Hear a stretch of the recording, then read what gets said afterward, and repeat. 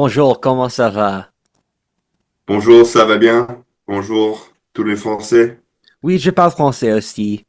Um, Hi, everybody. Welcome to the new episode of History 102 with our co-host Austin Paget. Say Hello. hi. Oui, je parle français un peu, mais mon vocabulaire est très limité parce que j'étais très petit quand j'habitais Austin and I là-bas. have both lived in France for short periods. You went to the Sorbonne, actually, which is the greatest French university. And I've spent 6 months there. It was split between Languedoc in the south and Brittany. And I love France. It's one of my favorite countries in the world. It's my favorite country in Europe. And lots of my friends are weirded out at how much I like France because I'm not ethnically French. I have a few Huguenot ancestors in the 17th century, but that doesn't count. Once you get to the 17th century, you're less than a thousandth percent. So the year 1700 is when you're at a thousandth percent ancestry. So I have a Native American ancestor from 1703. My mom and sister come up a thousandth Native American. Um, but I see this video as a sort of test for both me as a historian and a narrator because our society is really bad at narrating the Middle Ages, and it comes across as really dry. Where in Alice in Wonderland, they give a textbook example of something that's boring. And the Alice in Wonderland boring textbook thing is talking about the Battle of Hastings with Harold Godwinson in the 11th century having to fight both Harold Hardrada up by York and then William the Conqueror down by Sussex. And that was because when Alice in Wonderland was written, the European educational system put a lot of effort into teaching history itself, but they did so in a really boring way. And now we've just given up teaching history at all. When I was growing up, we didn't learn about World War II. We didn't learn about the US Civil War. We didn't learn about World War I. We didn't learn about the French Revolution. We didn't learn about the Industrial Revolution. We basically learned none of the important historic events when I went to school. We relearned the American Revolution 5 times, and we learned the Fertile Crescent period several times as well. But the reason that the Middle Ages is hard to narrate to a modern audience is it has two variables that modern societies have difficulty connecting with. The first is that, actually, it's three. The first is that we see medieval people as savages, which is not true.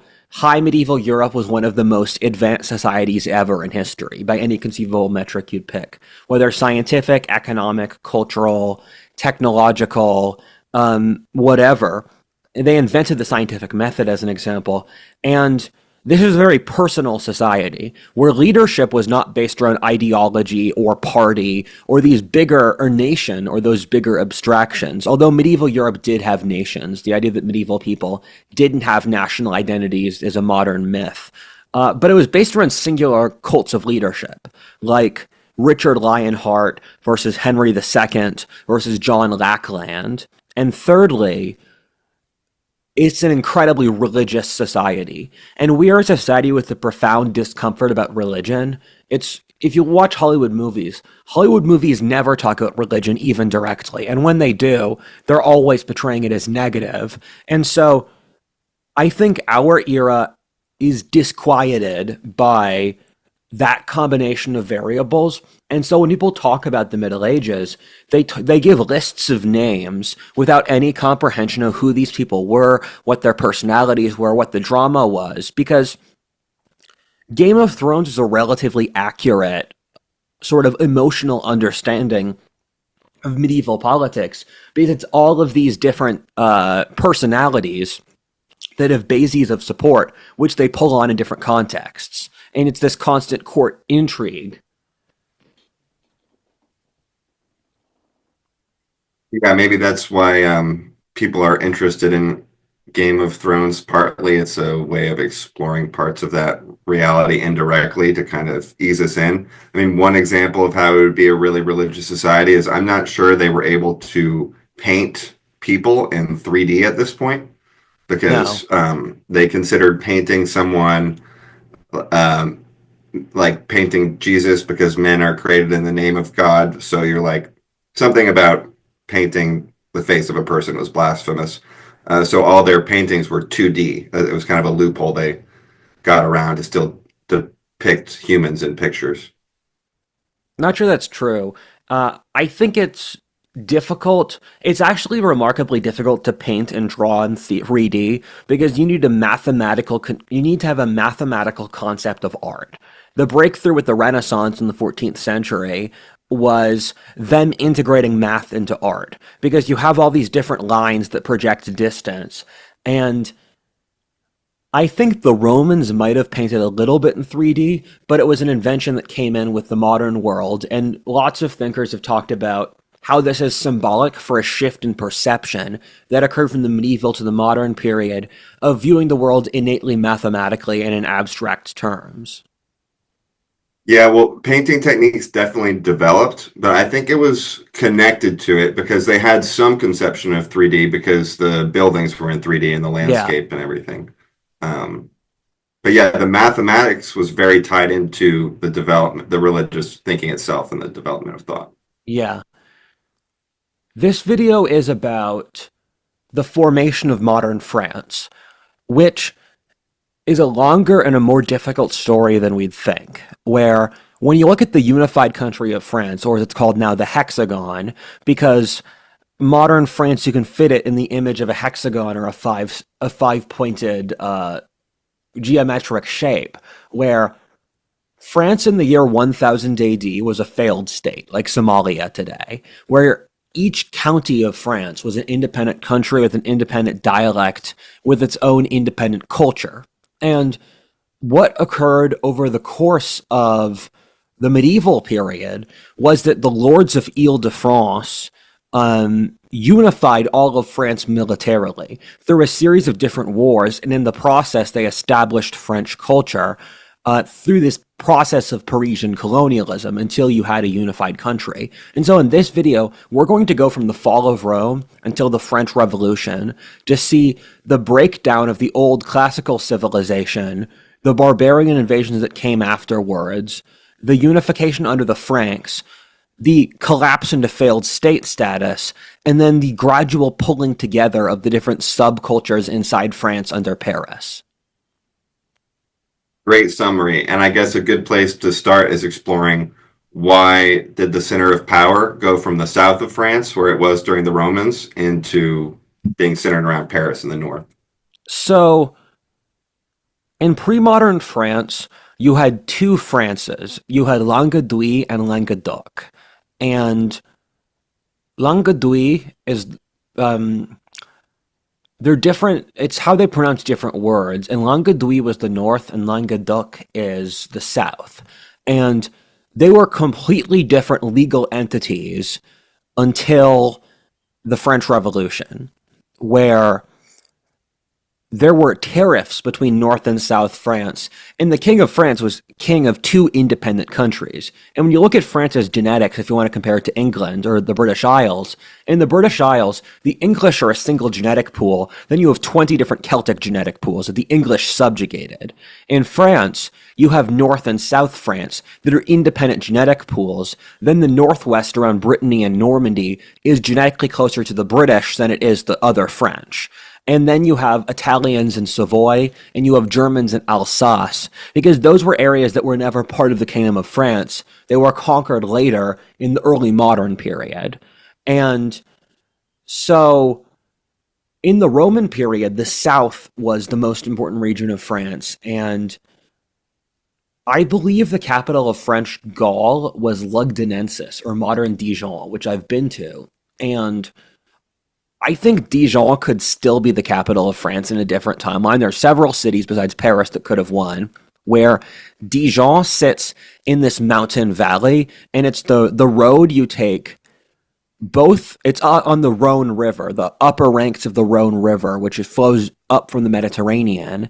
And so if you want to go up the Rhone River to North France, you sail up to Dijon, then you walk to North France, or you take a boat down the Seine River, and it's also the road to Italy across the mountain passes. So Dijon was the financial capital of Europe in the 16th century, because as Italian capital left Italy, Dijon was the first city outside Italy that you would hit. Switzerland was a bunch of barbarian sheep herders at the time. So once you jump over the Alps, Dijon was the first city you hit. So there's a handful of cities in France that probably could have been capital besides Paris, whether Dijon, whether Rouen, Nantes, probably a few others. And under the Roman period, South France was the more important because in that time period, Roman civilization was attached to the Mediterranean climate. And with the period after the fall of Rome, the Franks conquered North France, and the Franks were a Germanic tribe from the Netherlands and Germany who conquered a stretch of territory of northern France centered around the area of modern Paris. And with the Frankish conquest, they moved the seat of power from the south to the north. And the Franks drove out the Visigoths, who owned all of southern France in the early 6th century. And this was finalized with the Cathar Wars in the 13th century, where the King of France, based out of Paris, committed genocide against the South French, completely destroying the economy and social structure of Languedoc as part of a crusade against the heretics there, but it was also an internal power grab where the north of France was conquering the south of France. It sounds very similar to the English experience of being invaded by Saxons and then raided by Vikings.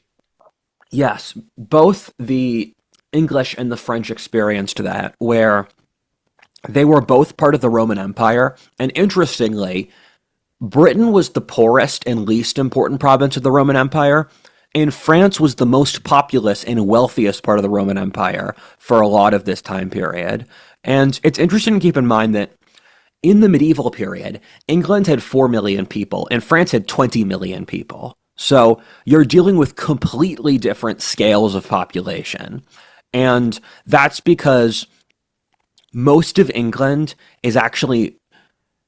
more fertile than a lot of countries in the world, but it's nothing compared to the amount of arable land France has. Where in the 14th century, a third of people in all of Western Europe combined were under the rule of the King of France.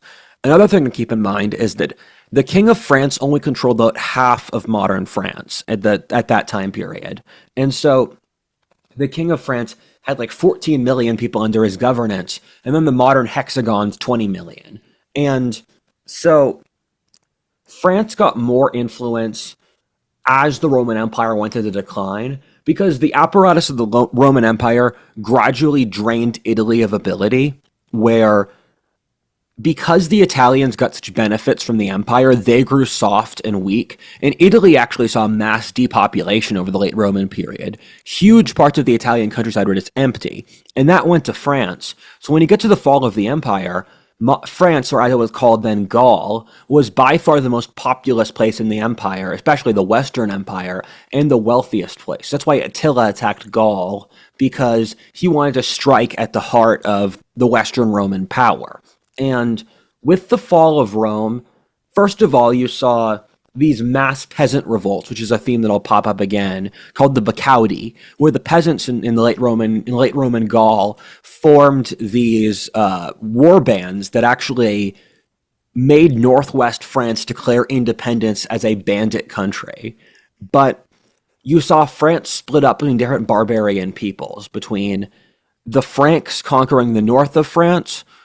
And the north of France survived longer than anywhere else in the Roman Empire as a Roman possession, because the local military commander, Syagrius, declared himself king. So if you look at maps of the late Roman Empire, you'll just have this region of North France called Syagrius' dominion. And then the Franks conquered that. Then you saw the Visigoths, who were another Germanic people. They were based out of Spain. They took South France, everything south of the Loire River, which is the biggest chunk of France out of anyone. Then the Burgundians, another German people, and the Burgundians, their relation to the rest of medieval France was, they were like Texas. they were ethnically French, but they were big enough and self-contained enough that they could form their own separate identity inside the French context. And so I would say there's at least a dozen times in medieval France where the Burgundians split off and became independent. It's as if the U.S. experienced state collapse now. Texas would make itself an independent country. And then the Burgundians were based around the Rhone Valley, not to be confused with the Rhine. The Rhine is Western Germany into the Netherlands. The Rhone is the Alps and Switzerland, or that whole region, the Alps down to the Mediterranean. And so you had that German conquest in the 400s with the period around the fall of Rome. And then from 800 until 1100, or 800 till 1000, you saw relentless Viking attacks on France, where the Vikings settled in 911. 911. In the year 911, the Vikings, led by their commander Hrolf the Walker, or Rollo the Walker, who was called the Walker because he was 6'8" tall, and so no horse was large enough to carry him, so he walked everywhere. And he was a descendant of, I think he was the grandson of Ragnar Lothbrok.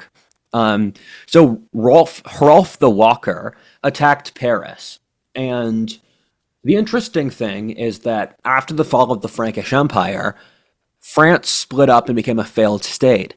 And the Duke of Paris, or the Count of Paris, Odo, he held off the Viking attack on Paris, where the Vikings attacked and they besieged Paris multiple times. They won the first round.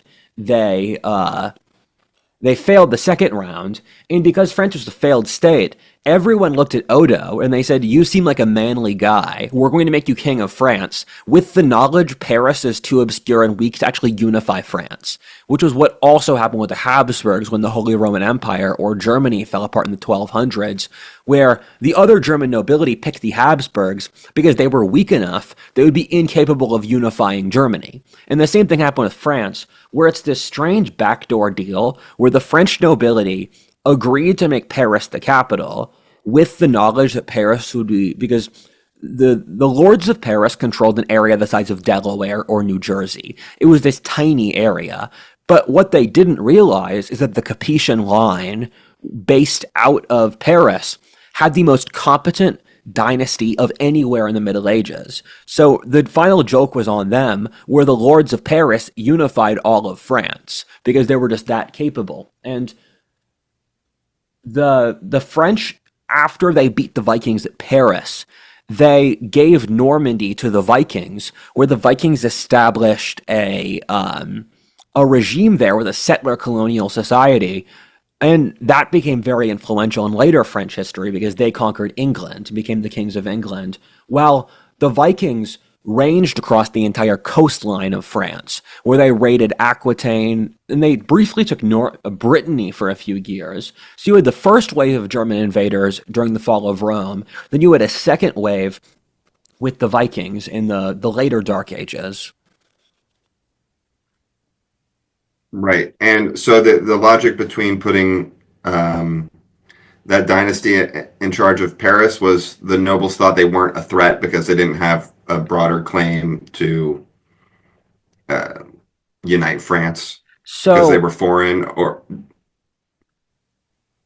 the lords of Paris were ethnically French at this point. This was 500 years after they invaded, and you had the Franks. The term French is from Frank, because it was called Gaul beforehand, and they put the lords of Paris in charge because they were seen as weak, because they were weak. Where if you gave the Duke of Aquitaine, which was the wealthiest part of France, if you made the Duke of Aquitaine the king of France, he might actually unify France.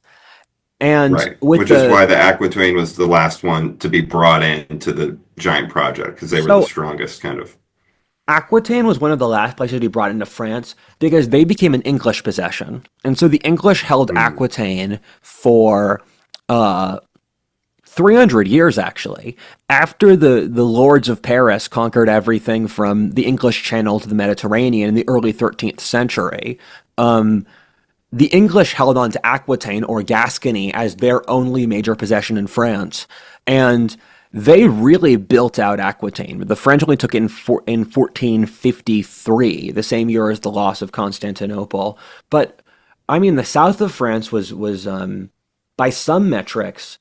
So both North and South France were incredibly wealthy. They were one of the wealthiest places in the world in the high medieval period. So it's difficult to measure which one was wealthier per se. But South France was incredibly influential and powerful, and so they were able to make a distinct polarity for the longest time. Well, no wonder there was no help from Western Europe during the siege of Constantinople because they were busy fighting over the biggest prize They they've had been also contesting in a long time. they had also given up on the Byzantines, where it's those TV shows that go on for several seasons too long, and they're just Yeah, yeah. filling it out as a way to get more money. If the Byzantine Empire was a TV show, they'd say that, where there was over a century where Constantinople was just a city-state surrounded by hundreds of miles of the Turks, and the walls were so OP the Turks couldn't take it. But everyone in Western Europe knew that the Byzantines were a joke. And the yeah, there's a few other reasons, like most of the you had a complete state collapse in Central Europe, and so the English and the Mm. French were fighting each other. The Spanish were trying to do state unification. Then Germany and Italy were just not countries anymore. So there were a few people who weren't busy, who were capable of power projecting to save Byzantium. Although in the 14th century, they sent a crusade, mostly Germans and Hungarians, to try to go to Byzantium to liberate it from the Turks. And then they were all slaughtered at the Battle of Nicopolis along the Danube River. And this was a huge tragedy in Europe, in European history, where we forget how dangerous the Muslims were. But in the late medieval period and the early modern period, the Ottoman Turks could very routinely slaughter European armies. And that killed off an entire generation of Central European nobility. And interestingly, the Ottoman Turks, for a lot of this time period, they were France's strongest ally. Oh, really? How did that relationship work? This was Against more Italy? this was more so the early modern period than the medieval period because um, the French and the Ottomans both had to unify as countries before they could ally, but it was against the Spanish, where Mm. the French's greatest rival in the early modern period were the Spanish, as was the case with the Turks, where the Turks were fighting over the Spanish in the Mediterranean, and the French and the Spanish over the Low Countries. So they would cooperate with the Turks to create a unified front against the Spanish. And it's funny that this was the era of the wars of religion, where Protestants and Catholics would constantly butcher each other and have wars over that. But you'll see at the same time, whenever it was in their self-interest, the Protestants and the Catholics would happily kill each other too. This is equal opportunity. This is equal Exactly. opportunity, constant warfare.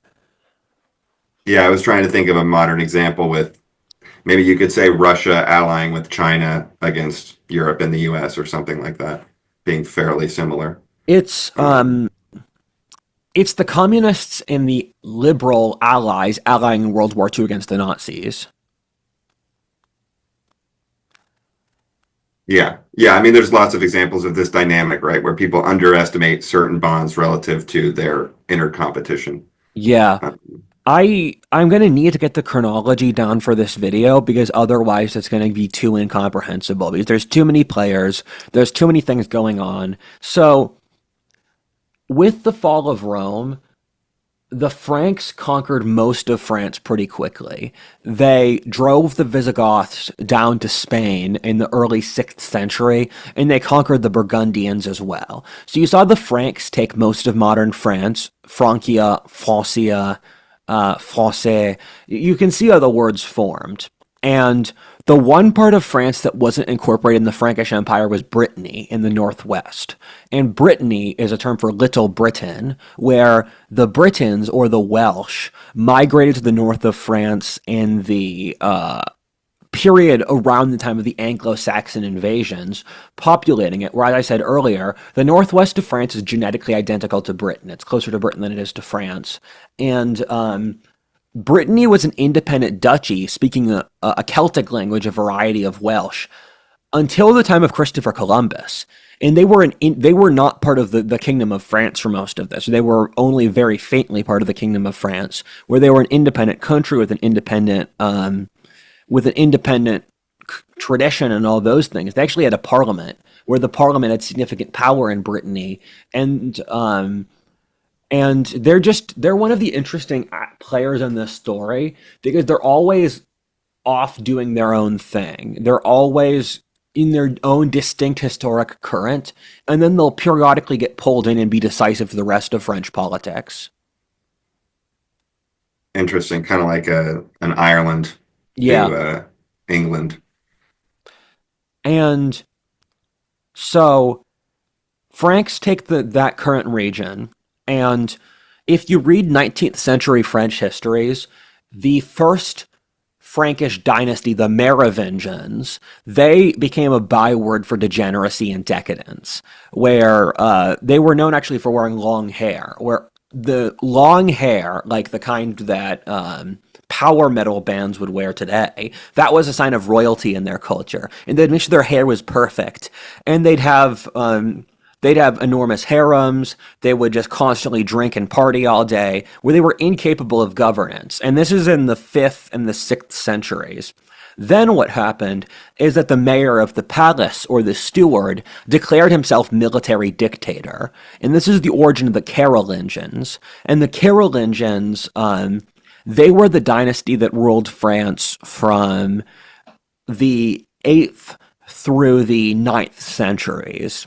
And the first military dictator of France, Charles Martel, which is Charles the Hammer, he held off an Arab invasion from Spain, because the Arabs had conquered Spain in the 8th century, and this was part of the move that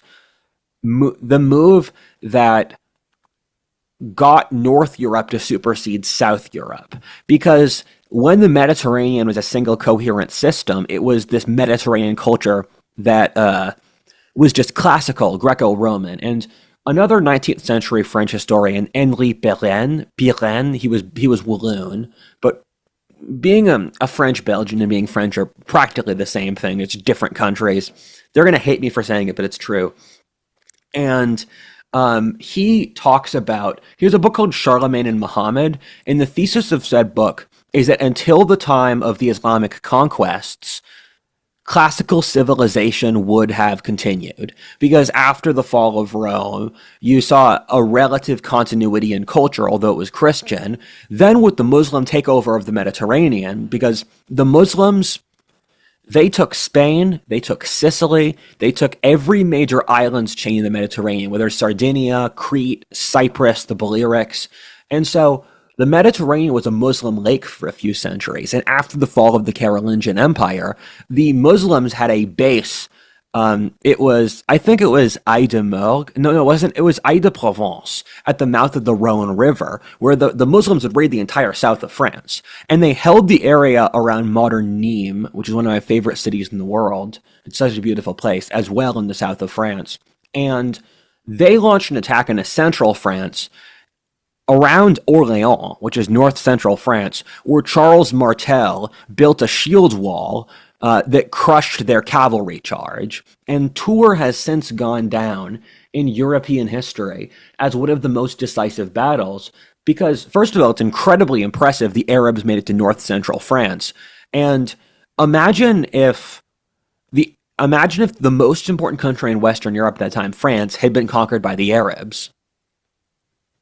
Right, and the army kind of hit him by surprise. I think Charles Martel was outnumbered, and they kind of held their ground on a hill fort, and eventually exhausted, or a elevated position, and eventually exhausted the army into retreat. So it was a very important stand. The shield wall makes sense for how that battle would play out that way. And were the shield wall tactics incorporated from the Vikings or anything like that? So, or was it? It's a traditional Germanic thing. It's the Skjalborg, where the Vikings also did the shield wall, but the Franks, the Vikings, the Anglo-Saxons, they all did shield walls, where the Battle of Tours is the converse of the Battle of Hastings. The Battle of Hastings was 1066, 300 years later in England, where the Normans attacked the Anglo-Saxons, where Tours, they were on a hill, the Anglo-Saxons were on a hill with a shield wall, and then the Norman knights were able to wipe out the Anglo-Saxon shield wall.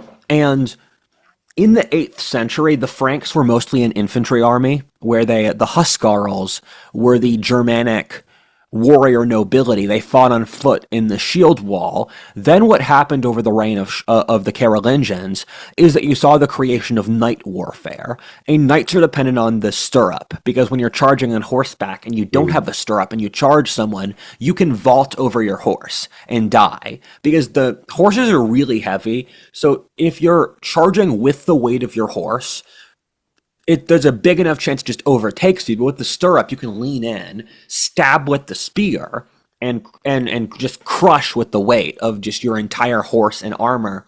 And this caused a complete sociological shift in all of European culture, because northern France was the origin of knight feudalism, where after the fall of the Frankish Empire, you saw France descend into being a failed state, and in order to defend against the waves of Viking, Hungarian, and Arab attacks, you saw what were effectively private security companies take over most of Western Europe. Again, starting in the area between the Loire River and the Rhine in North Germany. And these knights established themselves over certain areas as lords, and through that, they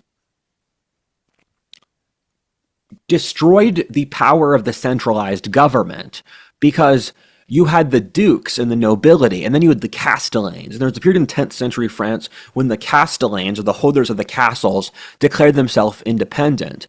And then you had a period where even places like the Duchy of Normandy or the Duchy of Aquitaine, they had to wage wars to unify because power was that decentralized. And the knights were more strong than anything else at the time, where knights were expensive to maintain and train. They started training at age 7, and they would finish when they were 20. And the armor was so expensive that you had an incentive to train this guy for his entire youth to be able to fight in the armor. And so this made cavalry very strong, and medieval France had the best cavalry in the world. That was the French's big advantage. And the French were seen as the manliest people in Western Europe, and they were so aggressive, you couldn't contain them. It's funny to see the French as stereotypes now, because they've been domesticated through the state. But knight feudalism, the social structure where you enserf the peasantry, where they're stuck on their lord's land and they can't leave, and then the peasants pay for the knights, that spread to England through Norman conquest and the rest of the British Isles. It spread to Spain through French knights serving in the Reconquista. It spread to Germany in Eastern Europe through the gradual colonization of those areas by Franks and then later Teutonics. And so you saw, and even to the Levant and Syria and Greece, due to the French knights conquering those places in the Crusades. And so starting from North France, you saw this complete social structure take over most of the European continent. There's a really interesting book called Europe Emerges by Reynolds, and it's an economic history of medieval and early modern Europe. And he picks the rise of feudalism as the turning point for the rise of capitalism, because he looks at the areas that had feudalism, and it's the exact same places that developed capitalism. It's interesting you mentioned that, because throughout this period, we've mentioned some of the general agricultural technologies that were developing quite a bit. The horse-related plows, and also the stirrup is an interesting one that's not farming related. People forget how much technology changes how we use horses, right? They didn't even used to be able to shoot off horseback in the Assyrian days, because they didn't have the saddles or something like that. One of the innovations. But it's sorry to cut you off. Yeah, go ahead. It's because the horses weren't big enough to ride. We've been genetically engineering horses for thousands of years. It took thousands of years of crossbreeding to get horses to be big enough that a man could ride them. So they were the size of donkeys, where you could attach to a chariot. But then we had to crossbreed them to get a horse that was big enough that it didn't pull a cart that you could put a person on it. Right, certainly big enough for Rollo to ride. I just remember there's some Assyrian shooting manuals where they would ride two people next to each other, and then the one guy would hold the one guy steady on his horse as he shot his Yeah. bow. So just kind of like things we don't understand, because you picture horses being the same forever. But That's a yeah, go chariot ahead. thing. So Right. that's how chariots worked, where in chariots you had one driver and you had one rider. So what they were doing is they were Mm, shifting over from the chariot structure to horseback, and it took them a second to train people to both ride and fire at the same time, which is intensely difficult because you have to ride and fire through using subliminal body language through the horse, which is that's very high level riding. right. And then the economic thing I was going to mention was the water mills. So there were hundreds and then thousands of water mills popping up on the rivers throughout this, 500 to 1000 Yeah, period.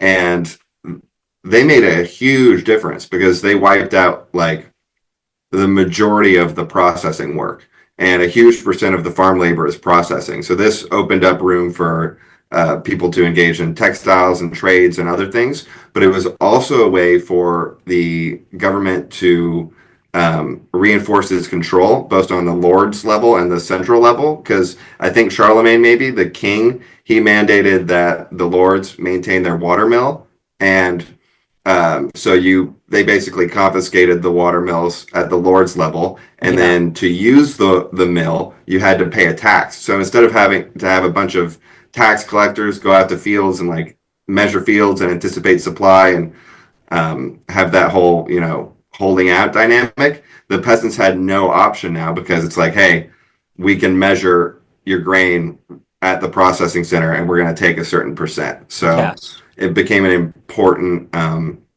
center for tax collection in the mills. But it was also just an interesting societal change because you imagine that's almost like a steampunk Miyazaki world where you have this uh, labor producing mechanized devices popping up all over the river. And they also were one of the reasons the Viking invasions were so costly because the mills were a target on the river. And if they couldn't use their mills or their mills were destroyed, it was that cost the crown and the economy a huge percent of their revenue. yes. So with the Frankish Empire, you saw the unification of Western Europe into most of Western Europe into a single country. Where under its peak with Charlemagne, um, France, Germany, Italy, and Catalonia and Spain, and Switzerland and the Benelux countries, of course, they were brought into the Frankish monarchy. And the Franks were based out of Aachen in modern Belgium, Germany area, and they were ethnically closest to the modern Dutch, although they were based out of modern France. And this caused a brief renaissance with a thing called the Carolingian Renaissance, where Charlemagne funded all of this science and all this research and Romanesque architecture. But the problem was that there was no pre-established bureaucracy or government agency. So the Carolingian Empire was held under the charisma of these singular leaders. And once you stop getting god-tier leaders like Charlemagne, the empire lost the will to hold together. And also the Carolingians and the Franks had a practice of dividing land between the sons. So after Charlemagne's death, it was divided West Francia, Lotharingia, a country that no longer exists, and East Francia. West Francia became France. Lotharingia would stretch from the Netherlands through Burgundy down through Italy. That died pretty fast because it's not a coherent territory in any way. And then the East Francia became Germany, and under the Dukes of Saxony, they conquered Italy and Lotharingia, where most of eastern France was under the governance of the Holy Roman Empire or Germany in the medieval period. That's Alsace, that's Savoy, Mm. that's the area to the northeast of Picardy, and the West Francia after the fall didn't survive as a unified country for that long. It's funny where France became a failed state earlier on, and Germany was able to unify under the Saxons, where the Charlemagne conquered the pagan Saxons. Then their grandchildren conquered Germany back from the Franks. So it was the descendants of the grandchildren of barbarians themselves who unified Germany. And so in the high medieval period, from let's say 1000 until 1250, Germany was the most unified, powerful country in Europe, the Holy Roman Empire. And what happened then is that Germany got into a squabble with the Pope. The Pope was able to use the German nobility to backstab the emperor, so Germany became a mess of 500 failed states, 500 duchies and principalities from 1260 until the 19th century. So the rest of European history was marked by the disunity of Germany. Well, at the exact same time, in the 13th century, that Germany fell apart, the Lord of Paris unified all of France. So they're exactly paralleled. France was a failed state when Germany was unified. Germany is a failed state when France was unified. And we saw the development of feudalism and all the things you were talking about when France was a failed state. And it's funny, I'll say a failed state, but white people are so cool that even when we have failed states, said failed states are still paragons of military, cultural, and technological progress.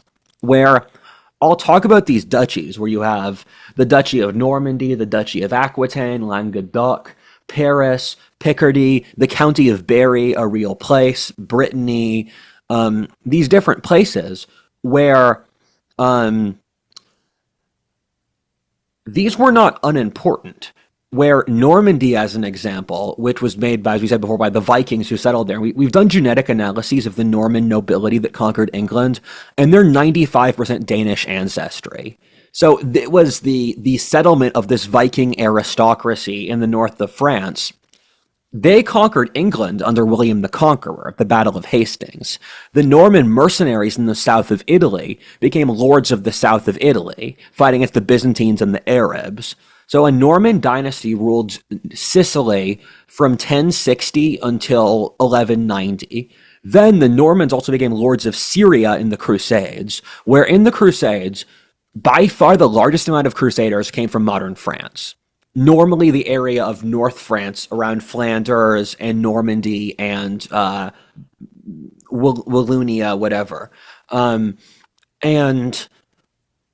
the Duchy of Aquitaine was the cultural powerhouse of Europe, where Eleanor of Aquitaine, she funded the whole courtly love, which was high medieval culture, was based around these Arthurian myths, where the Arthurian myths come from Celtic Brittany, actually. It's about the Britons, but the Arthur cycle is from the northwest of France itself, and it came to England with the Norman conquest.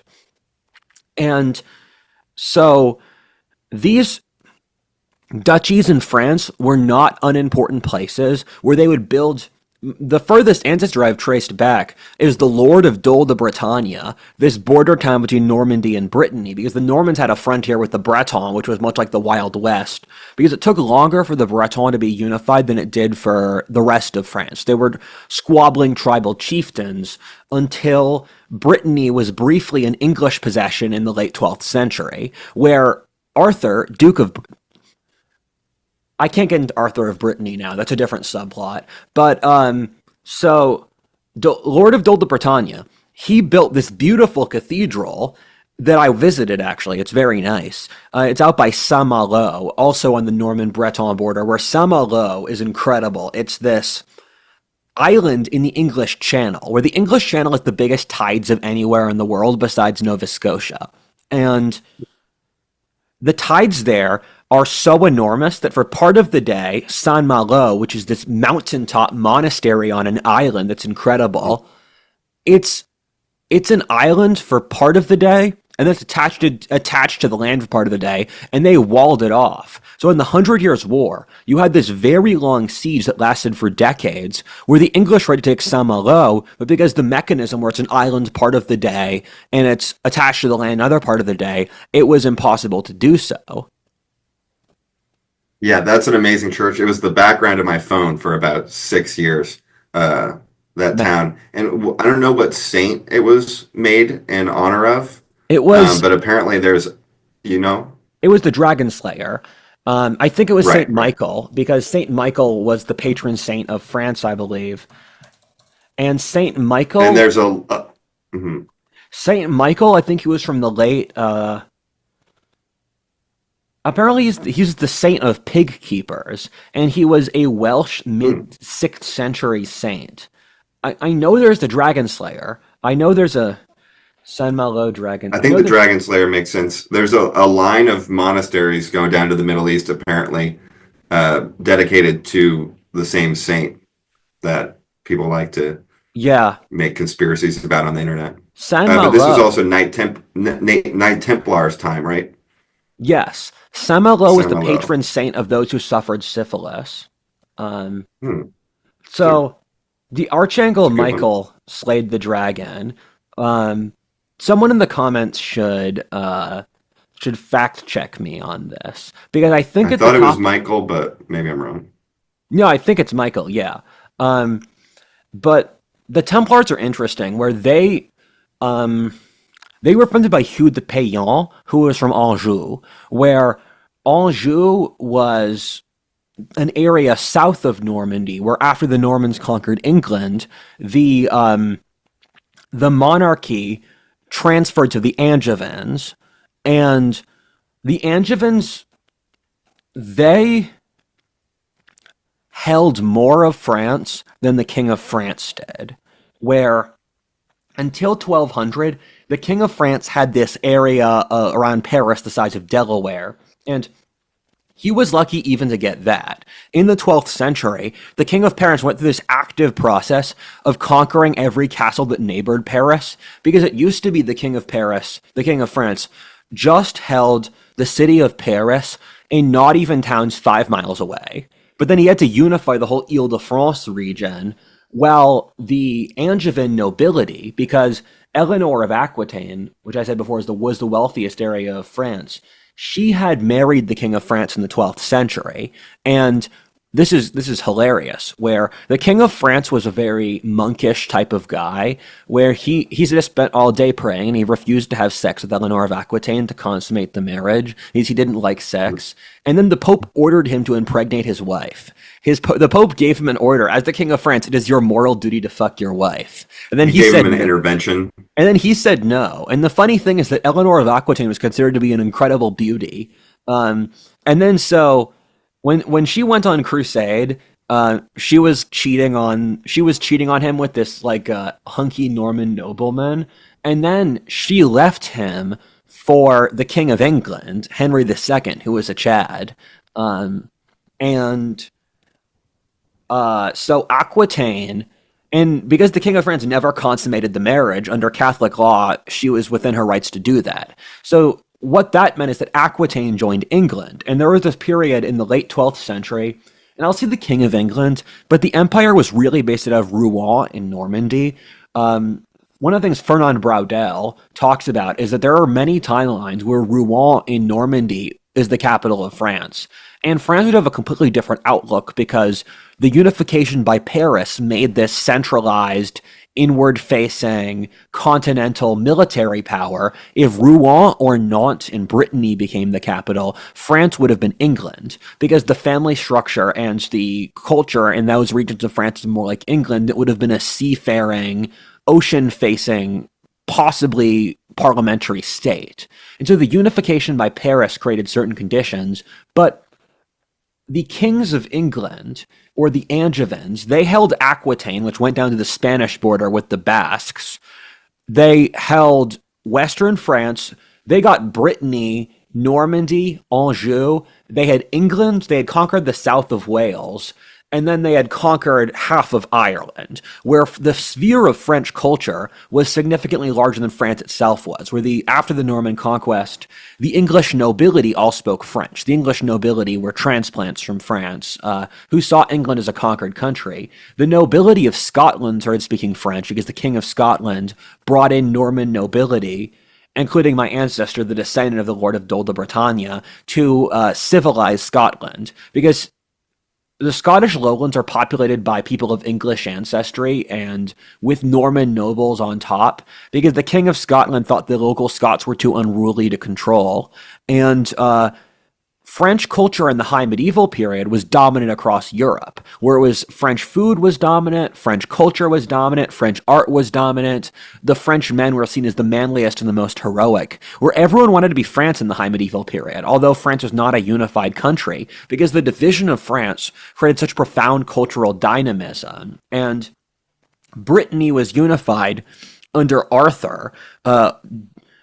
Brittany was unified under the English control, and there was a point when the English could have conquered all of France, and there's an interesting alternate history about what if Arthur, who I believe he could have inherited the English throne rather than John Lackland, but I think Arthur was murdered due to a court dispute, or he was sidelined, and Richard Lionheart went on the Crusades.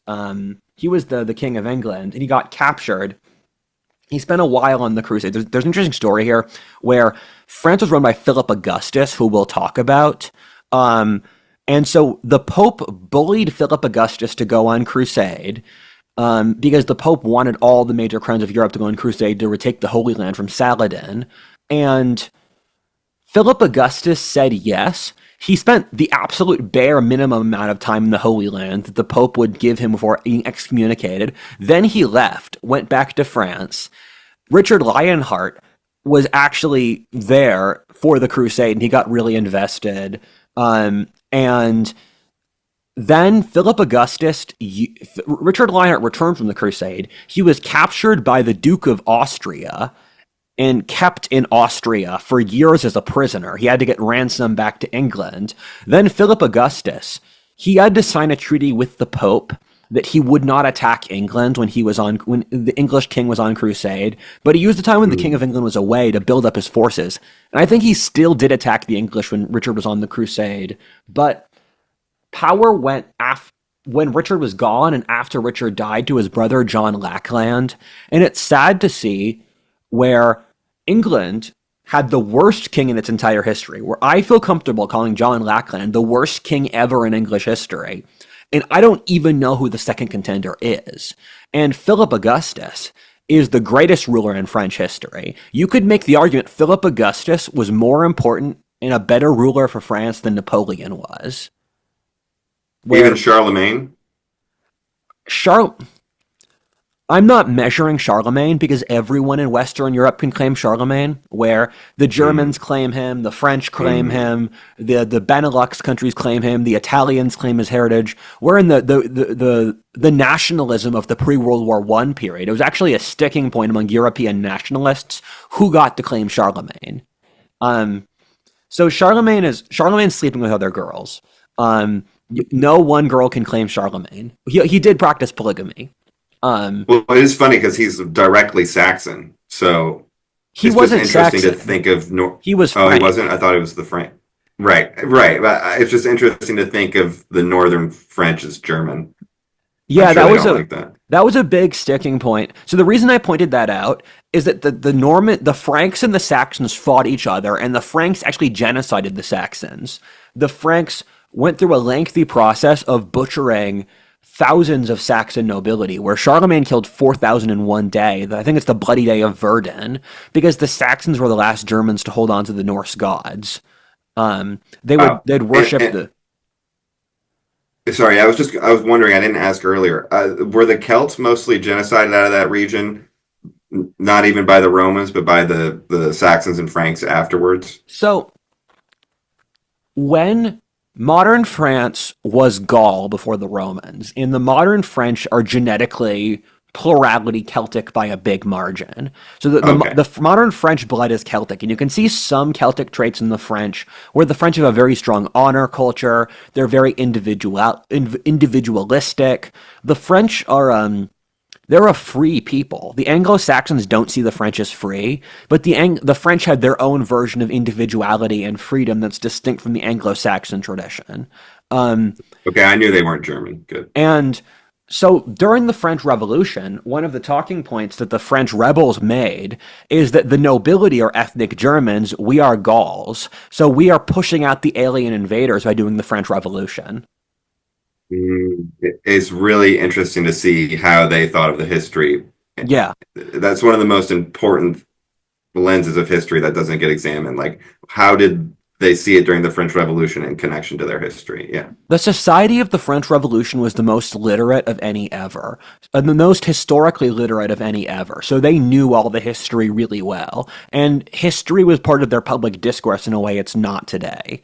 And the another thing is that the reason that we can't see the Middle Ages for what they are is partly Protestant historians trying to make Catholicism look bad, and secondarily, it's atheists and modernists trying to make the Middle Ages look bad. So you had all of this propaganda coming out of the French Revolution about how bad feudalism was, and we've kept a lot of this propaganda. Where they said in the French Revolution that the nobility had the right to gut their peasants and use their intestines to warm them. That's completely untrue, but they would make up myths like that to justify killing the feudal system, which France held on to feudalism longer than anyone, or the droit de seigneur, which is in Braveheart. It's a myth that in medieval Europe, the nobleman could ask for a woman's wedding night. That's not true either. The church protected the villagers from a lot of the depredations of the nobility, where the Catholic Church did a lot of really good stuff to keep the nobility from turning the peasants into slaves. It's why West European serfdom was significantly better than Eastern European serfdom or black slavery. The peasants had property rights. They couldn't be sold or broken apart from their families. They just had to stay on their lord's land. And the serfdom in France was genuinely oppressive. France was the country in Western Europe, that treated its peasants the worst. And the nobility had a lot of rights. You brought that up, where the rule that they had to mill their grain at the Lord's place, that was really hated. And it was a cause of a lot of peasant revolts over the course of the 14th century, where French feudalism got more oppressive over the high medieval period, where actually in the beginning, the nobility was highly permeable, where if you bought land, you were automatically a nobleman. And so there was a huge amount of social mobility at the nobility from earlier on through the 13th century. Then from the 13th to the 14th century, the nobility became a highly specific caste based off lengthy blood. Where beforehand you could marry into the nobility, but in the 13th and 14th centuries onwards, you had to have a noble line going back centuries to be part of the nobility, with no peasant ancestry. But at the same time, that occurred as the French monarchy started establishing the nobility of the letters, where in France you had the nobility of the sword and the nobility of the letters. The nobility of the sword was, you're an old noble line based around, you are nobility because you fight in war, and in exchange for fighting in war in the feudal structure, the king gives you your land. So the nobility were really self-governing, and France was a significantly more internally divided country than England was. England was the first country in West Europe to unify, and so in the 100 Years' War, France had 4 times England's population, and it was a significantly wealthier country. But the King of England could pull on a similar-sized treasury as the King of France, because inside France, for example, the Dukes of Orleans, they had tracts of territory the size of European countries inside France that were basically self-governing, where they could tell the King of France no whenever they wanted. And so you had these huge nobilities inside France that were basically self-governing, that could tell the King of France to go to hell whenever they wanted, and they were under the rule of the King of France. But the French nobility, they were more predatory of the peasants than they were in the rest of Western Europe. And part of the reason that in the 100 Years' War, the English had a military advantage through the longbowmen is that England had this huge middle class called the yeoman farmers, and the yeoman farmers were those who supplied the longbowmen. France didn't have said middle class, where instead France had a huge nobility, where in England, the medieval England, the nobility were like 3 to 4% of the population. In France, they were over 10%.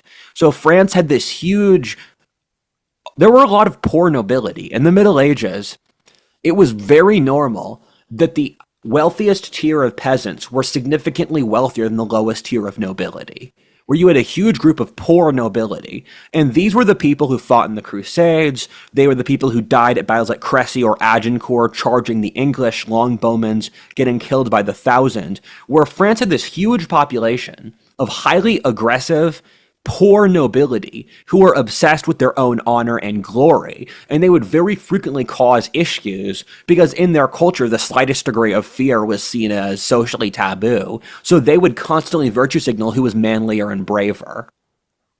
It's interesting to see modern France as like uh, uh, a reaction Pendulum. to that culture, like a pendulum. But I know French guys in the military, and they take it very seriously. They're probably the most martial country in France today. They probably are making up for some insecurity around the World War II narrative. But like France absolutely still has that potential inside itself, and we're so not used to seeing it. It will be funny if we ever do, how people react. But it's interesting with the mills, how exactly the mechanism was used, because you mentioned all these private landowners, which then became de facto lords, and they were trying to buy land. And the thing is, usually the lesser lords wouldn't be able to buy land probably on a river. Maybe they would, but so then in order to mill your grain, you have to use this other lord's water wheel, and then they've got you dead to rights, because to use his water wheel, you have to sign a contract, which makes you then under his dominion. So you're no longer a lord. Like, Yes. so it diminished, it reinforced the feudal system and diminished free landholders. And you can really see how this is the beginning of a modern capitalist structure. Yeah.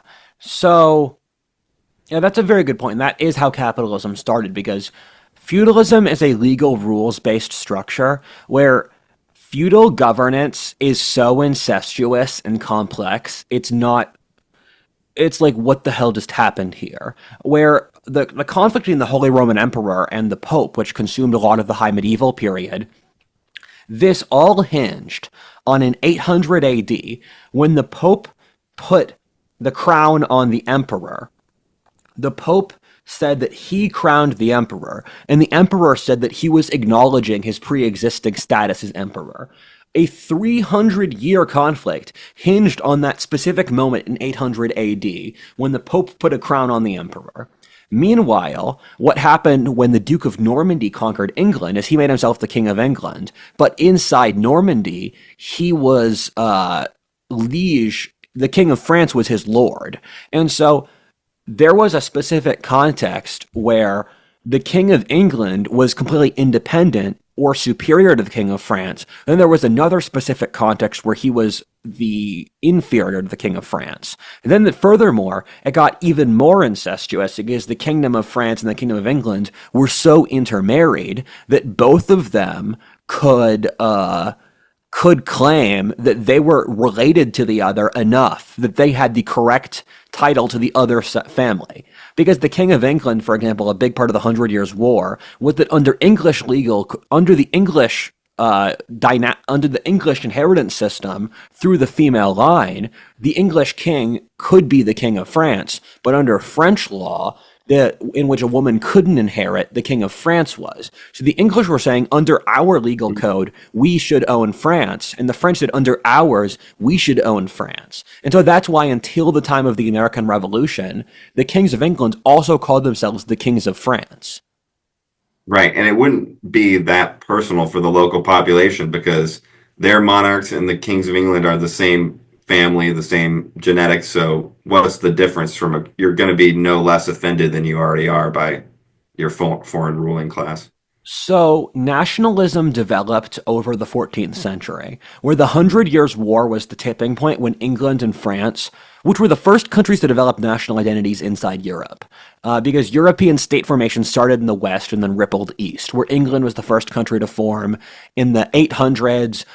Scotland actually earlier than England, but Scotland was so small I'm not going to count them. France formed in the 1200s, and then because the start of the Hundred Years' War, which was The Hundred Years' War was like 1335 till 1450. So it was over a century long. And it was a series of smaller wars that there were 20-year periods in the Hundred Years' War where there wasn't technically a war, but there was still skirmishes and undeclared stuff going on. So the Hundred Years' War is like the 18th century, where the English and the France England and France, over the course of the 18th century, they fought lots of smaller wars with skirmishes in between them, but we count the War of Austrian Succession, the War of Spanish Succession, the 7 Years' War, the American Revolution, the Napoleonic Wars as different wars. We count the Hundred Years' War as the same.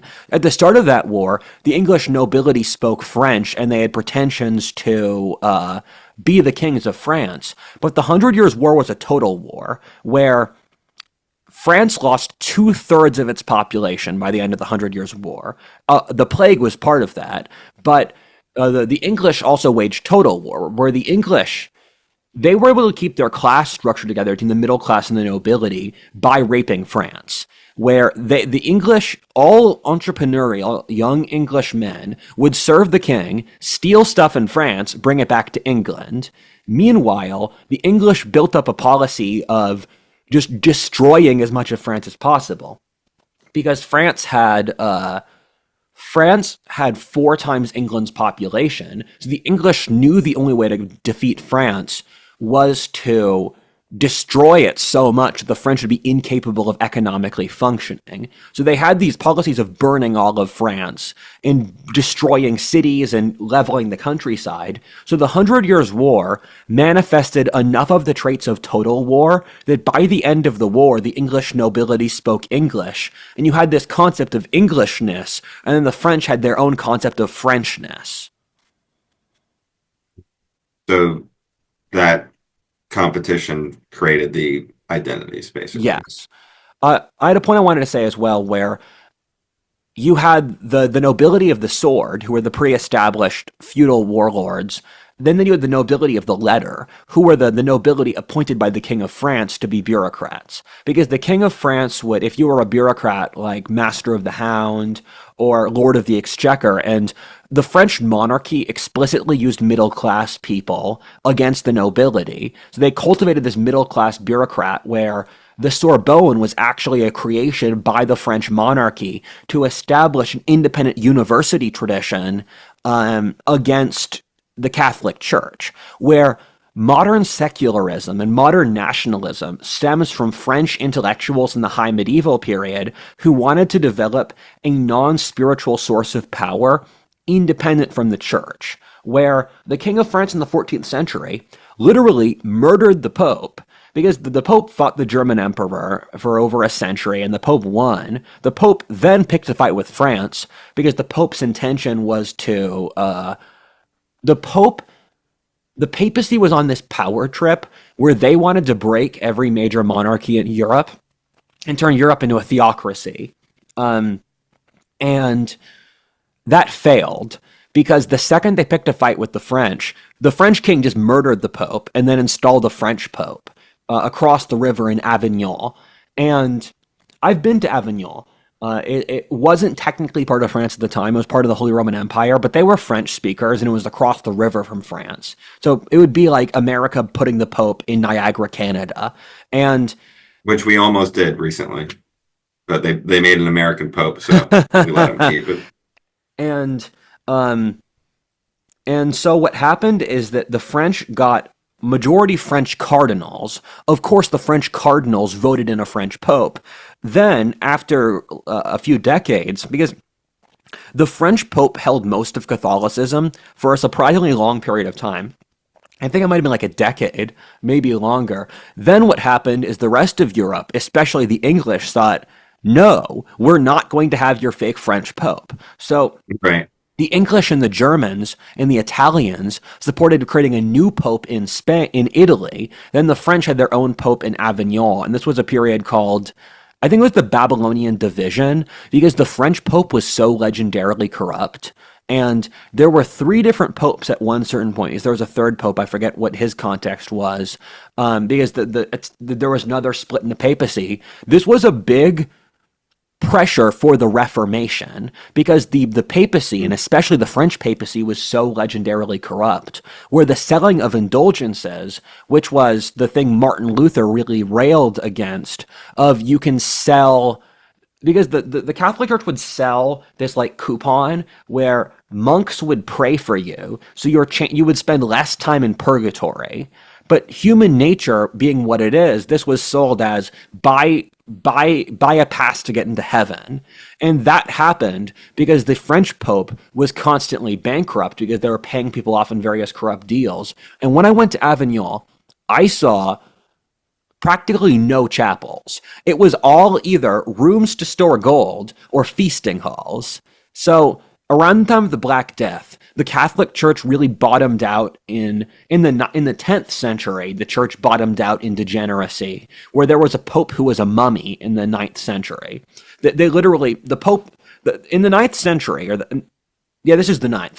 The papacy was captured by local mafia families in Rome, where this was the one of the bottom points of the Dark Age, where in the 10th century, as the Hungarians raided deep into France in the 10th century, the Vikings raided across North Europe, the Muslims raided Mediterranean Europe. Europe had one really dark period in the 600s, it had another in the 10th century. And in that period, Italy became disconnected from the rest of Europe, so the Pope became run by these local corrupt mafia families in Rome, while the rest of Europe was Catholic, but it was independent from the papacy. They were doing their own thing. And in one of their intrigue battles, one of the local Roman families literally propped up the mummified corpse of the Pope for a few years, used him as a voice box to dictate their opinions, and then another mafia family killed them and installed the slightly better pope.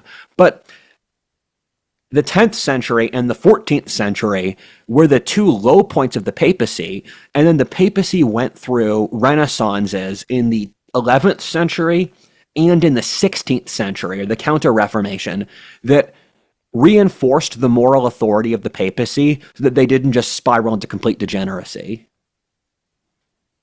That makes me think of an obvious corollary with the United States presidents getting increasingly corrupt before, it just becomes easier to have a corpse in office. Yeah. Because they're not controlling anything anyways, like the Biden example. And it's interesting to think of the Reformation as kind of coming after this period of great corruption and obvious corruption in the papacy and the Spanish popes and the Borgias and everything. And basically the church getting, being so cocky. It was like there was no correction mechanism because they had all this cultural authority. So then they just got cockier and cockier to the point where they were pushing France around, or pushing for theocracies, and the states basically called their shit test. Yeah, exactly. Showed the reality of the situation. And after something like that, like it getting disrupted and then going to France and going back, it's hard to maintain the same position of cultural legitimacy and authority after the veil has kind of been broken. Kind of like trying to reform France after the revolution when they got rid of all their customs. That's a good point. And it's difficult to estimate the importance of the church in the medieval period, because in that time, the church had a psychological power over West Europeans you couldn't fake. People's entire identity was based around the Catholic Church, and they saw the Catholic Church as spiritual defenders for the souls of Europe. What happened, though, is that as the Catholic Church got more power, because you needed to have power to compete in that time period as a sort of feudal authority, the Catholic Church became more corrupt as it got more power. As it tried to push more power, it in turn lost the public's respect in it. And then what happened is that destroyed the church's power. It's a constant pattern over history. And it's similar to today, where I frequently am shocked that, for example, people today actually believe in the blank slate. They actually believe there's no differences between men and women, that progress is innate. And if you thought about these things, you can see that it's silly, but these ideas actually captivate people today, and people are actually entangled in them. And I am greatly more favorable to the Catholic Church than the modern left, but it's when an idea controls someone, it gives cultural institutions a power that would not exist otherwise. And you can say that that's irrational, but humans need to have belief structures and priest classes to survive. Every society needs a priest class. And if you get rid of your priest class, the people who got rid of your priest class will become your priest class. And that's what happened with the modern left. But back to the chronology. I was going to say phrenology, which is the study of skulls, but no. That's pretty French, the catacombs. Yes. And so Philip, we're in 1200. Philip Augustus and John Lackland. And Philip Augustus, I think, is the most important king in French history because he went from Ile-de-France, the area the size of Delaware, to conquering everything from the English Channel to the Mediterranean, sea to shining sea, where Philip Augustus, he attacked John Lackland, and John was a terrible commander where he lost the old heartland, the former core of Norman France, that being Normandy, Anjou, Poitiers, and that north-central region to Philip Augustus, where he wiped them out at a great battle. And John Lackland teamed up with the Holy Roman Emperor to conquer France. And then Philip Augustus was able to beat the English army. Then he beat the Holy Roman Empire's army. And the Holy Roman Empire was the biggest and most populous state in Europe. So that's very impressive. And then the English were never able to regain their old heartland around Normandy until like a 5 to 10 year period in the early 15th century. That became the new French core. Then what happened? But the English did hold on to Gascony, and Gascony was England's biggest trade partner because Gascony was known for its oil, and the southwest region of France. The English built out the area around Bordeaux, and interestingly, you can map on the areas the English controlled in the medieval period exactly to Protestantism in the early modern period. There's some correlation going on there, where Bordeaux and the west of France, even the parts of southwest France the English conquered, like the Cevennes and Languedoc, that was where Protestantism was based. And England was also the most important Protestant power. So something was going on there, I don't know.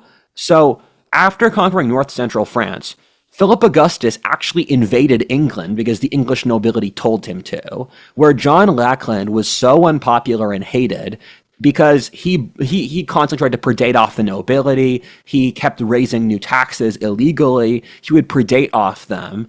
And in some ways, John Lackland was so bad it helped England because he kicked England out of being a French empire.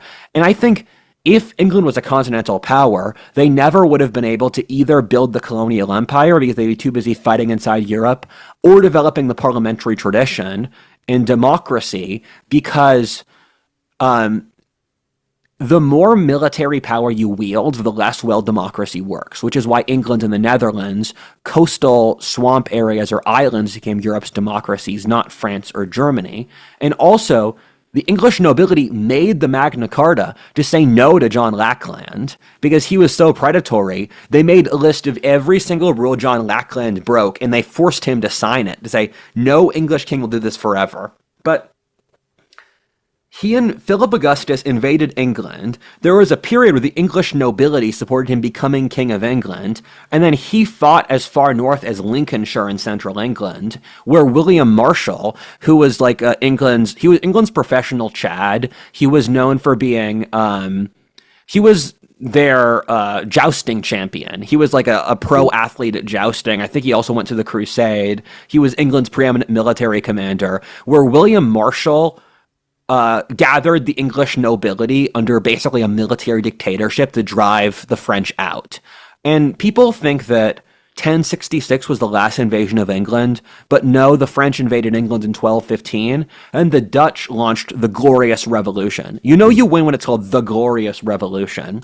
In 1688, that launched a coup in Britain. But after the war with the English, Philip Augustus then conquered South France, which was an independent country under Languedoc. And they had their own distinct cultural tradition. They spoke their own language called Occitan, which is actually Occitan and Catalan, where the Catalans in Spain are linguistically, genetically, and culturally closer to the French and the Occitan than they are to the rest of Spain. And the rationalization that the King of France used to conquer Languedoc is Languedoc was the center of a heresy called the Cathars. And the Cathars have gone through a lot of rehabilitation lately because they were heretics. But this is controversial. I frankly think the Cathar Crusade was a good idea because I think Cathar ideas are not good. Where the Cathars were not Christian, they were Manichaeans. And the Manichaeans believe that the God of the Old Testament is the bad guy and the devil is the good guy. Where they think that this earth they were Manichaean Gnostics, where they think this earth is a dream by a crooked and evil God, and that the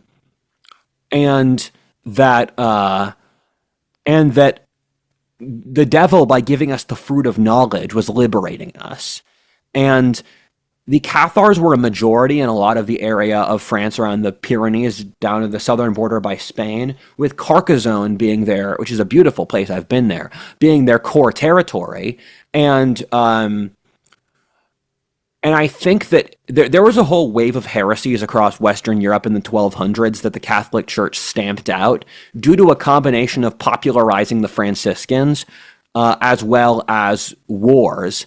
And I think if the Cathars gained predominance, it would have created something comparable to the rise of communism later, where the Cathars, they practiced literal communism. And the Cathars were weird, where some of them were complete ascetics, where people were impressed by the Cathar ability to, their priest classes completely abstained from food or sex or worldly things. Then other Cathars would engage in degeneracy because the end point of the Manichaean Gnostic idea that this world is a sinful place made by the devil is either completely abstain from the world or to not care and engage in the world's gluttony because your physical body means nothing. And so with the highest level of Cathars, you were expected to not have sex, to abstain from the world.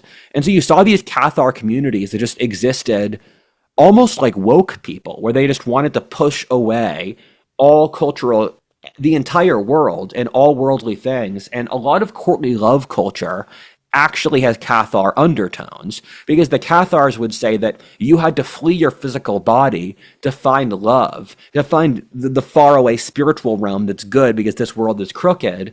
And you look at courtly love literature, which came from that part of France that time, it's about finding your soulmate. And it's about finding the other person that completes you. It's not that strong a connection, but I've heard serious historians make it.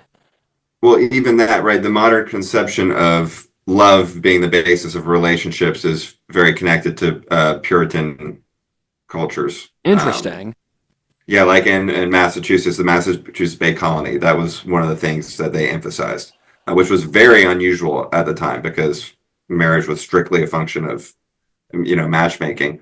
And that's really interesting. Arranged marriages. Arranged marriages had gone out by that point. Western Europe, for normal people, got rid of arranged marriages in the early medieval period. So if you went back to England 1,000 years ago, if you weren't nobility, you were peasants, you would just... It's interesting how little sexual norms change. So in the 14th century, people would get married at age 29. People get married at age 29 today. In the good times of the Middle Ages, people get married at 20. In 1960, in 1950, the average person got married at age 20. Let that sink in. And in the medieval period, for most people, the normal thing was that you would have the other sex in town. You would like date each other and sleep around. And when you got a girl pregnant, you were forced to marry her. So premarital sex was relatively normal. You were just expected to marry anyone you got pregnant. And so you had this sort of, you had a culture of, they were more practical about this stuff, but you did have a concept of marriage out of love in the medieval period, and you did have a culture of dating and sex. That's super interesting about the practicality of pregnancy. You could see that kind of norm actually returning as a only kind of pragmatic, practical segue into restructuring monogamy. Yeah, Um, you did have. and mhm. So you had some variety of contraceptives in the Middle Ages. In the Middle Ages, they were weird things like you would shove wool up your pussy, or you'd like put honey up there as a way to stop the semen. And there were certain herbs you'd take that would keep you from getting pregnant. And it was a more sexually loose society than we'd think, where it was expected from the nobility to have concubines. There was a weird hinge in a treaty so. In the early 13th century, the King of England and the King of France were making treaties. And in order to have a treaty, the King of England and the King of France would have to sleep naked in the same bed together for a night to cement their friendship. Oh, right, like you said, and that was just normal because people were used to sleeping close in the house, one Yes, bed, even with the animals. it was Um, it was mhm. socially taboo for your wife to not sleep naked with you until the Renaissance or the Reformation, because in medieval culture, your if you were a man, your wife owed you sex, and so you weren't getting your money's worth if she wasn't sleeping naked with you, and you couldn't demand sex whenever you wanted. Right, that would contribute. It is funny how um, so little changes in some fundamental senses, and like you said, the when you mentioned the Cathars and the Catalonians, I was thinking, well, maybe that's why Catalonia is so communist today. And then you mentioned that the Cathars are connected to communism in some ways. Yeah, Um, it's really interesting because you're seeing some of these trends come back today, and there's a lot of people who focus on pre 1400s Christianity and saying that's kind of like the more real Christianity, but I wonder how much that's getting mixed up with actually the Cathar type cults and the they ideas that they had in Christian places back then. so you've had the Gnostic undercurrent for thousands of years in the early Mhm. church. Um, and once you get to these esoteric things, it's hidden on purpose, and there's certain coded language you can figure out. Where you see these influences everywhere with the Platonists, with the Hermetics, with the Gnostics. There are these undercurrents to Western civilization where you know where to look. You'll see they'll have profound influence, especially among educated people. Each of those three philosophic traditions have radically influenced Western history, but it's mostly because educated people studied these concepts and they would apply them to various intellectual projects. And the Gnostics nearly took over. The Gnostics and the Manichaeans are kind of wed together. They're different, but they're close enough that there's a lot of intermixing. And the Gnostics slash Manichaeans, or the Gnostics nearly took over the Christian church in the 200 years after the birth of Christ. The early church fathers had to wage an active war of persecution against the Gnostics. And in the early church, they went through this active effort to crush the heretics because they saw heretics as germs to the collective spirituality. Because their concept is that the collective mental health of society has to be defended. So we're going to attack anyone who attacks our collective psychological stability. Because the church saw themselves as guardians of the collective psyche. They call themselves knights of the spirit or warriors of the spirit. And they Mm. did a pretty good job of crushing Gnostic influence in the medieval period. So if you study medieval theology, the Cathar influence was crushed, where they went through every single intellectual idea the Cathars had and banned them, and they would watch people to see if they showed those ideas. Then, um, communism and modern leftism are descendants of the Gnostic and the Manichaean tradition because these were ideas that were batted around by intellectuals for this entire time period. And they would, for example, Germany was completely awash in these mystic associations in the early modern period. And so these sorts of mystic associations, and this is something when every single major history of the foundation of leftism I've read touches on this. This is something that academics completely agree with, that the modern left stems from these sorts of mystic associations in 18th and 19th century Europe. Mm. And it makes sense because, like you said, it caused two reactions, either like withdraw or engage, treat yourself essentially. So in the Yeah. modern left is a combination of both anti-consumerism and pro-degeneracy, which are Yes. kind of That's a good conflicting. point. Ideas have to come from somewhere. And this isn't one of the ideas I keep hammering home that people forget. If you look at people are just like, whoa, man, wokeness showed up and it just happened to exist. No. Wokeness comes from a historic trajectory. Every idea is from some other idea. And so when the early left wanted to argue that we are in this crooked world that we need to use progressivism and reform to fix, they went back to these Gnostic Cathar ideas that the world is an innately crooked place where you need to gain consciousness of its crookedness to change it.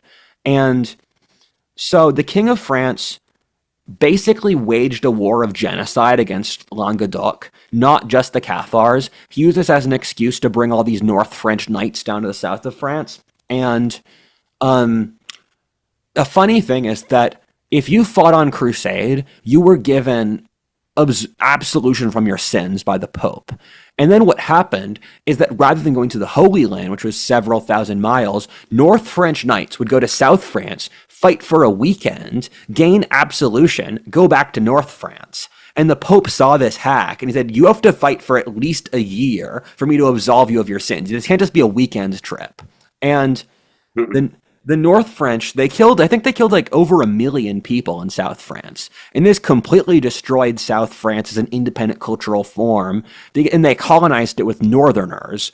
And this was all under the reign of Philip Augustus or right after him. So Philip Augustus, as an individual, practically built the country of modern France, making it from the size of Delaware to the size of California. And he also built up the structure where he built out the French monarchy, he built out the French bureaucratic system comes from the 13th century because the French monarchy used the merchant classes and the bureaucracy to counteract the nobility. And we have primary sources of the king picks a middle class person to lead the peasants, and the peasants refuse to follow his orders because they only followed orders from the highborn. And that's interesting because it demonstrates this was a social structure that people had internalized to a point where even the lower and the middle classes followed it because it was just obvious to them. Right. They're like, I'm not going to listen to you. You're a peer. And it's Exactly. almost like you could see an envy reaction because if you could listen to him, then all of a sudden you have to change how you think about yourself and you're in competition for legitimate leadership. And it's Yes. just disturbing to the whole psychological like balance that was previously existing. France was wealthy and it was a capitalist economy where in total wealth, France was easily the wealthiest country in Europe. Per capita, though, they were beat by the Dutch and the Italians who were wealthier. And it was a capitalist society, and all of Western Europe became capitalist in the High Middle Ages. Where in medieval Europe, you had a stock market, you had a banking system, you had most of our financial institutions stem from the medieval period. And however, France was less capitalist than neighboring countries, where there's a term called the blue banana, and the blue banana is this arc of territory: England, the Netherlands, the Rhineland, North Italy. And even Fernand Braudel, the greatest French historian, he says that going back to the High Middle Ages, the blue banana was still the center of European capitalism.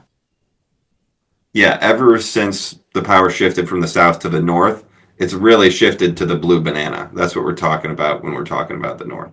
I need a sex joke there, but I don't know one. Blue is Blue not nearby. balls, something. Yeah. Freud loved the blue banana because Freud kept on talking about the color of blue being sexual. Huh, Yeah, interesting. And rare in paint pigments for a while. interesting.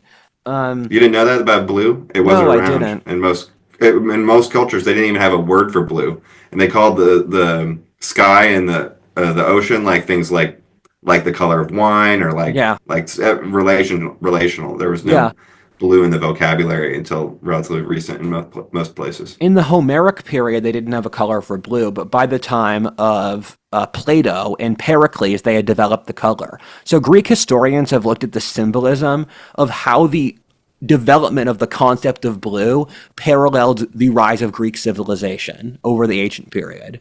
But that Interesting. notwithstanding, the 13th century was a golden age for France, where they had this arc of territory from most of northern France, most of South France. The southwest of the country was still held by England. Brittany was still under independent Celtic leadership. And then a lot of eastern France today was under German governance, and Savoy in the southeast and Marseille was its own independent state. So France in the medieval period had like half the territory of modern France, but it was still by far the most important country in Europe. All of Europe looked up to France for everything: technology, art, culture, war. And this was a period of profound cathedral building and wealth where it was just a great time. And the French launched many crusades where they had a leader, I believe it was Louis the something. There was a Louis the Great who was made a saint, where he was such a moral king of France, and he went on crusades several times, failing each time. But he had been remembered as just one of the best kings in French history, just for being such a noble guy. And the sad thing about history is you skip over the nice time periods like that.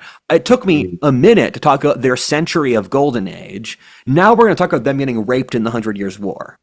So, keep in mind that when you read ancient or medieval history, it's easy to think Vikings attack this city, Hungarians attack this city, Civil War, but then you're looking at a 60-year time frame. My grandpa fought in World War II 80 years ago. In a historic timescale, World War II is recent for us. But for our lived experience, World War II feels really far away. And it's easy to forget that in the ancient and the medieval world. That's Barbara Tuchman wrote the best book on the Hundred Years' War. That's her rule, because you read the Hundred Years' War, you'll keep finding that, where it looks like constant conflict, but if you looked at an individual person's life, it was mostly peaceful. And the Hundred Years' War was caused by the dynastic dispute between the King of England and the King of France that we spoke about before, where under certain contexts, due to English legal code, the King of England was the King of France, and under the French legal code, the King of France was the King of France. And this caused over 100 years of conflict. The Hundred Years' War deserves its own video.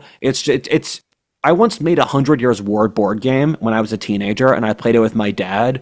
And the problem is that it was too accurate. The game took way too long to finish because the French were incapable of beating the English's armies, while at the same time, the English didn't have enough men to take France.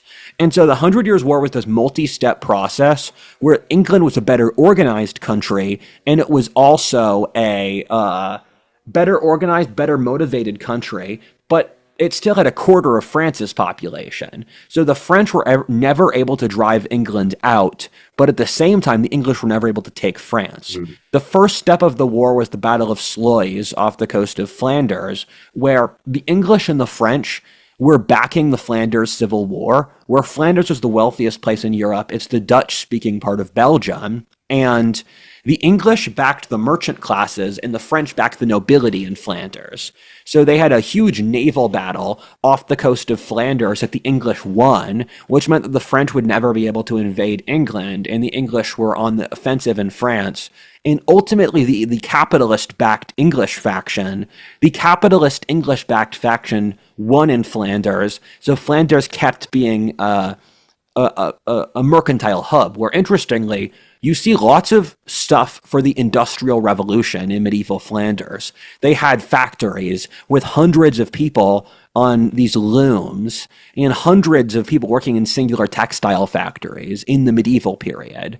Wow. And so, to simplify the Hundred Years' War, most of the conflict was fighting over the southwest of France, where the English, based out of Bordeaux, they would attack the French possessions in the south, where they tried to destroy the country. And what happened is that the English could routinely wipe out French armies with longbowmen. The English had developed these archers from fighting the Welsh, who could fire these incredibly powerful arrows and volleys that could kill the French knights. And this was a huge turning point in European warfare, where the knights were unstoppable, but the longbowmen and the pikemen, where the Swiss and later the Germans fought very effectively as pikemen, destroyed knight warfare. So the English longbows could wipe out the French, and the French would resort to guerrilla tactics under leaders like Bertrand de Guesclin, who was Breton, who was the best French commander against the English,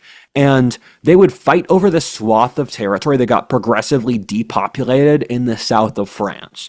The English would also periodically attack the north of France to take Paris, with their greatest battles like Agincourt and Crécy and Poitiers, where the English could wipe out vastly larger French knight armies, and the French didn't fight that effectively because they had all of these excess nobility, where they had elite overproduction, where the French nobility would charge in a battle fighting for glory across muddy fields, then the English archers would just slaughter them. And so there were points where the French couldn't really fight the English, but then the war got bogged down in besieging castles, because every small town in France is a castle. Western Europe had so many castles in this time period that all medieval warfare bogged down these permanent sieges, because until cannonades, it was really hard to take the castles. Yeah, and the English were building castles are all over southern France in that period, and I'm sure during the French Resistance in World War II, they probably called back to the Hundred Years' War and thought about the Hundred Years' War and used it as a cultural reference as they were, because the majority of French resistance during World War II also happened in the south of France. I don't know about that. It must have been something they brought up, but I don't know any examples. Yeah. So they were very historically literate. I'm sure if there's a historic parallel in their own history, they would have noticed it at the time. And so the Hundred Years' War was also just a really bad time in France, and you could view the English intervention as a side effect of France's social collapse, where France was the country in Europe that was hit the hardest by the Black Death. The Black Death was in the mid-14th century, and it killed half of Europe's population, and it killed 2/3 of North France's population. So yeah, that's a lot. The French had that. On top of it, they had peasant revolts called the Jacquerie, because France experienced a secular cycle in the 14th century with a breakdown of their government's ability to pay their bills, breakdown in currency, hyperinflation, inequality, all of the nice things. And the French nobility were taxing the peasantry to the bone, so the peasants rebelled. So you had these peasant war bands that seized significant parts of France in the 14th century and were ultimately getting crushed. And France, much like the rest of Western Europe, got rid of serfdom in the 14th century and switched over to a free capitalist economy as a side effect of the peasant revolts, because the peasant revolts were beaten across Europe, but after beating them, the Europeans gave the peasants what they wanted anyway to keep them down. And on top of that, France had a multi-decade civil war between the Orleanists and the Armagnacs and the Burgundians, which were two civil war factions. And the Burgundians were based out of Burgundy. They were one claimant on the French royal family. And then the Orleanists were based further west. They were another claimant. And the English allied with the Burgundian faction as Burgundian separatists. Burgundian separatists broke off and worked with the English. But I think the internal French Civil War probably did more damage to France than the English did. Oh, the English did so much damage. That might not be true. But France was just in a really bad place in the 14th and 15th centuries. And in the early 15th century, after the Battle of Agincourt, the French monarchy gave up, and they said that Henry V of England could become King of France by marrying the daughter of the King of France. So there's a time when the English nearly became kings of France. Henry V died early, which caused a succession crisis, which meant that the English invaded France using Henry V's claim, and the north of France, everything north of the Loire, including Paris, became under the rule of the King of England in the early 15th century. And now we get to Joan of Arc. Do you have anything you want to say before I talk about Joan of Arc? No, I was wondering when she would show up. Go for it. So, Joan of Arc was a 16-year-old Jewish. Joan of Arc was a 16-year-old French girl who had a vision from God that she had to drive the English out of France. And the King of France was a schizophrenic who believed he was made out of glass. Or that might have been the earlier one, or it was the one then. The King of France was out of it, and France had the men, and it had the money to drive the English out, but France just gave up. They just stopped trying because they were so beaten down. And Joan of Arc showed up. She rallied the French. She gave them a reason to live. And she went to the French court, and they were doubtful that she was sent by God, but they had various tests in the medieval world if someone was divinely mandated. And she passed all the tests, where she knew obscure elements of theology that no peasant should have known, and she knew private, obscure details of the king's personal life that he had never shared. And so she passed their priest test, and Joan of Arc was backed by the Duc d'Alençon, who was one of the power brokers in France, where a reason that she was able to get into power and push the French nation is the Duc d'Alençon made her his protege, supported her, used her as a way to push the English back, and she was the turning point of the 100 Years' War, where they beat the English at the Siege of Orléans, drove them out of North France, and she was the turning point of the war, but then she was captured by the Burgundians outside Paris and sent to the English, where they burnt her as a witch. Her charge was wearing pants. They said she was acting too much like a man, which was wrong, and she was a witch. And there's a story that an English soldier, the day she died, he turned to one of his English buddies and said, "We burnt a saint today." Right. Well, wearing pants is a slippery slope, to be fair. Look where that ended up. Yes. But yeah, there's always a debate. Was Joan of Arc a Greta Thunberg character, or was she someone who actually, contributed to the vision, and was their battle tactics? I mean, it almost doesn't matter, because if you're functioning as a mascot and you're putting yourself in positions, that is a component of leadership. Yeah. So her military forces performed surprisingly well. When she fought the English at Orléans, they used legitimately good strategic decisions.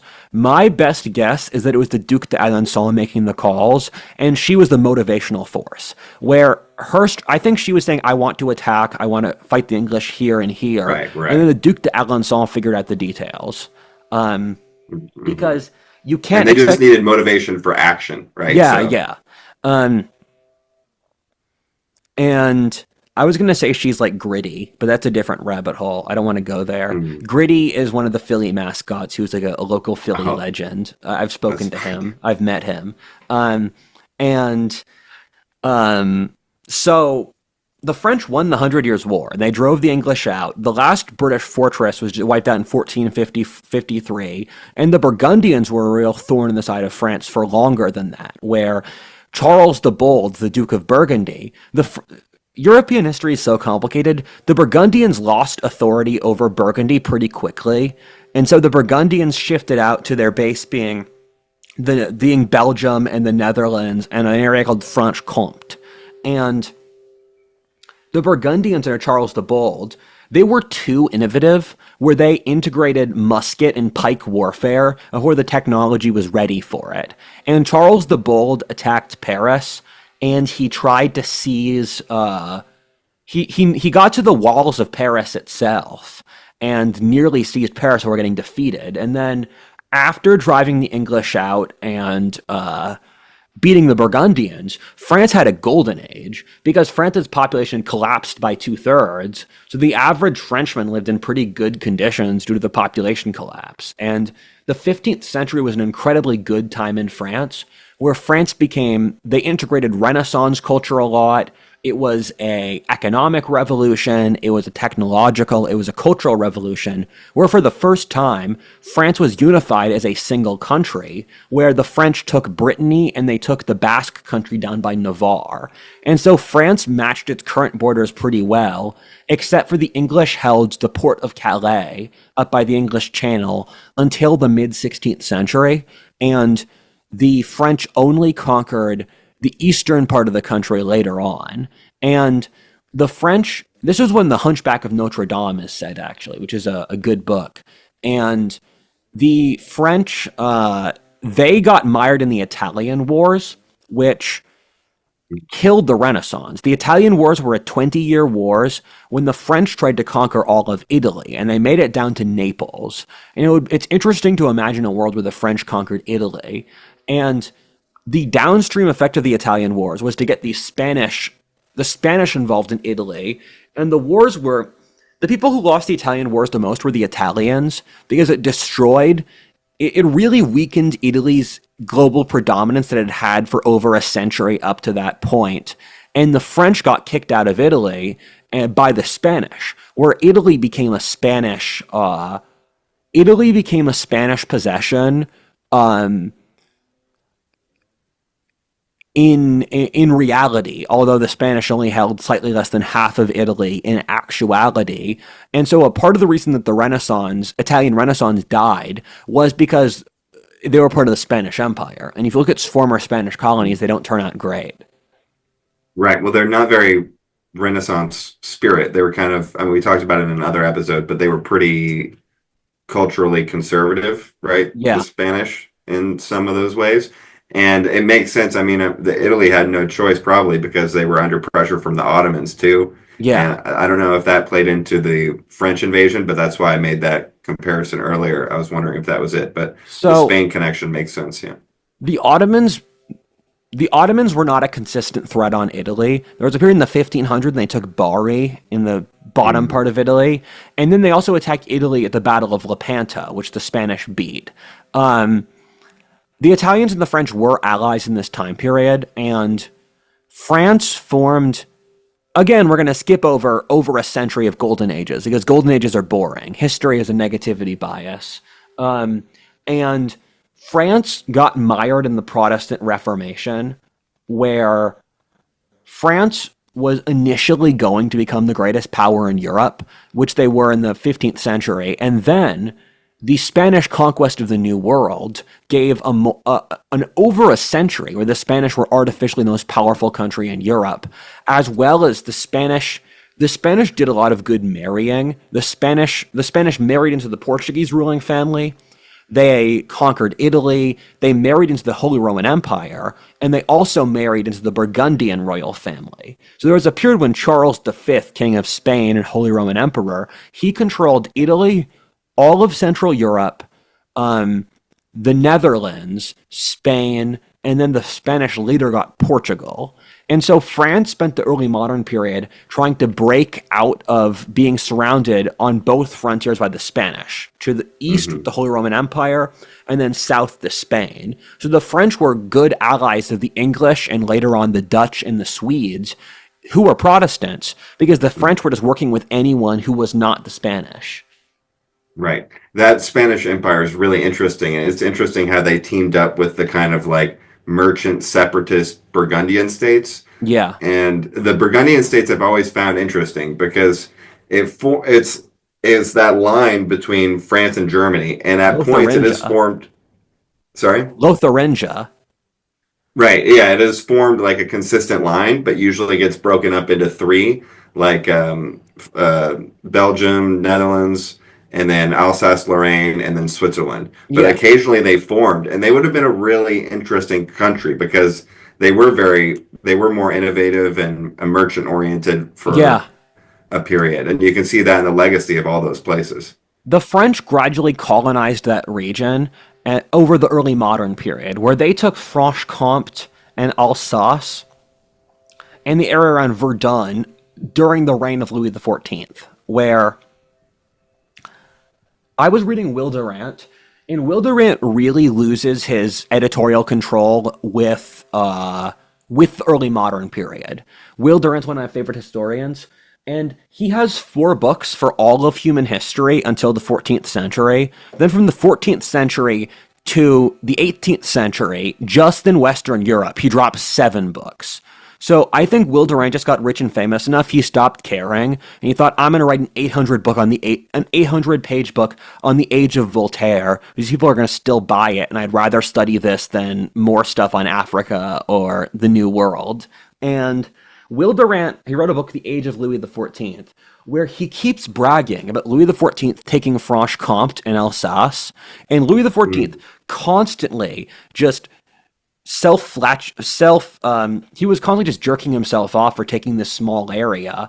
And they're the size of like Maryland, a small East Coast state. And it's so myopic that Louis XIV, his minister, Vauban, was a genius. He built the Star Forts, where France had the best fortification system in the world, ringing France, especially by the Netherlands. That was built by Vauban. Vauban also tried to make the agricultural revolution happen in France, which the English and the Dutch beat the French because they had the agricultural revolution, which doubled quality of life in those countries because they made food so much cheaper. France's farming was not capitalist, where the French government would order farmers what crops to cook to make, although most of the French economy was capitalist. So France never had the agricultural revolution, which is why they slid into poverty and starvation with the French Revolution. Vauban really tried to push the agricultural revolution, and Louis XIV told him no. Vauban also said that if the French sent 10,000 people a year to Quebec, that New France would have 200 million people in the year 2000. And you can see from the English Americans that was true. And so France had a real potential to rival England as a colonial power, but their desire to get these minimal gains on France's eastern frontier as a European power meant they lost out in the colonial game that the English and the Spanish were able to win. So out of any West European country, France has by far the smallest diaspora today, any major West European country. Right. It's like Blockbuster trying to get a couple more stores in Seattle while Netflix is shifting to digital or something. Yes. And France got stuck.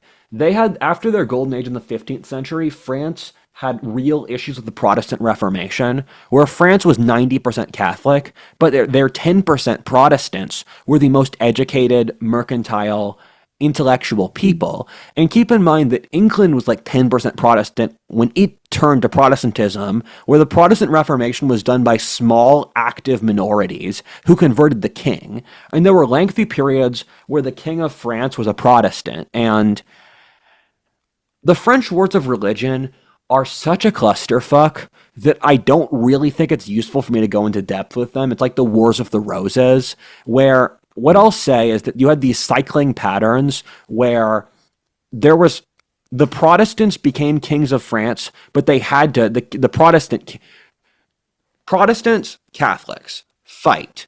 Catholics repress Protestants. Protestants form military organization. Military organization is good enough that they compromise in their Henry of Navarre that a Protestant king can rule France if he converts to Catholicism, where you have tolerance, where Catholicism is still the main religion. The Catholics murder a huge amount of the Protestants at the St. Bartholomew's Day massacre, where they killed over 5,000 Protestants in a single day, because there was supposed to be a wedding where the Protestant king would marry a Catholic wife. The Catholics betrayed the Protestants, murdered them all under the orders of Catherine Medici, who was a descendant of the Florentine Medicis, who was the queen mother of France. She then forced the Protestant king, the Protestant Henry of Navarre, who had had all of his Protestant buddies murdered, to still marry his daughter and convert to Catholicism, where it's just these profound levels of twistedness. Yeah, well, they didn't even offer that deal in Game of Thrones. Yeah. And Like, it wouldn't have worked with the plot and the audience and the character emotions. yeah, It would have exactly. stretched. It would have taken us out of it because we would have been impossible to relate to because then you would have lost respect for your heroes or The the whatever. other the other thing as well is that in this era of history, when you got married, you would have to you were legally obligated to fuck your wife on your wedding night in front of all your friends and family. So the other layer of complexity on top of this is Oh, Henry of geez. Navarre, all of his backers are murdered. Then he is forced to get into bed with his new wife and consummate it in front of the French nation after he's been destroyed. After everything that's happened, it's just levels of mental torture that's hard to understand. But Henry of Navarre was Yeah. actually a great king. He's considered one of the best kings in French history. But I even left out the French wars of religion are multi-decade, and they're one of the bloodiest wars ever in European history.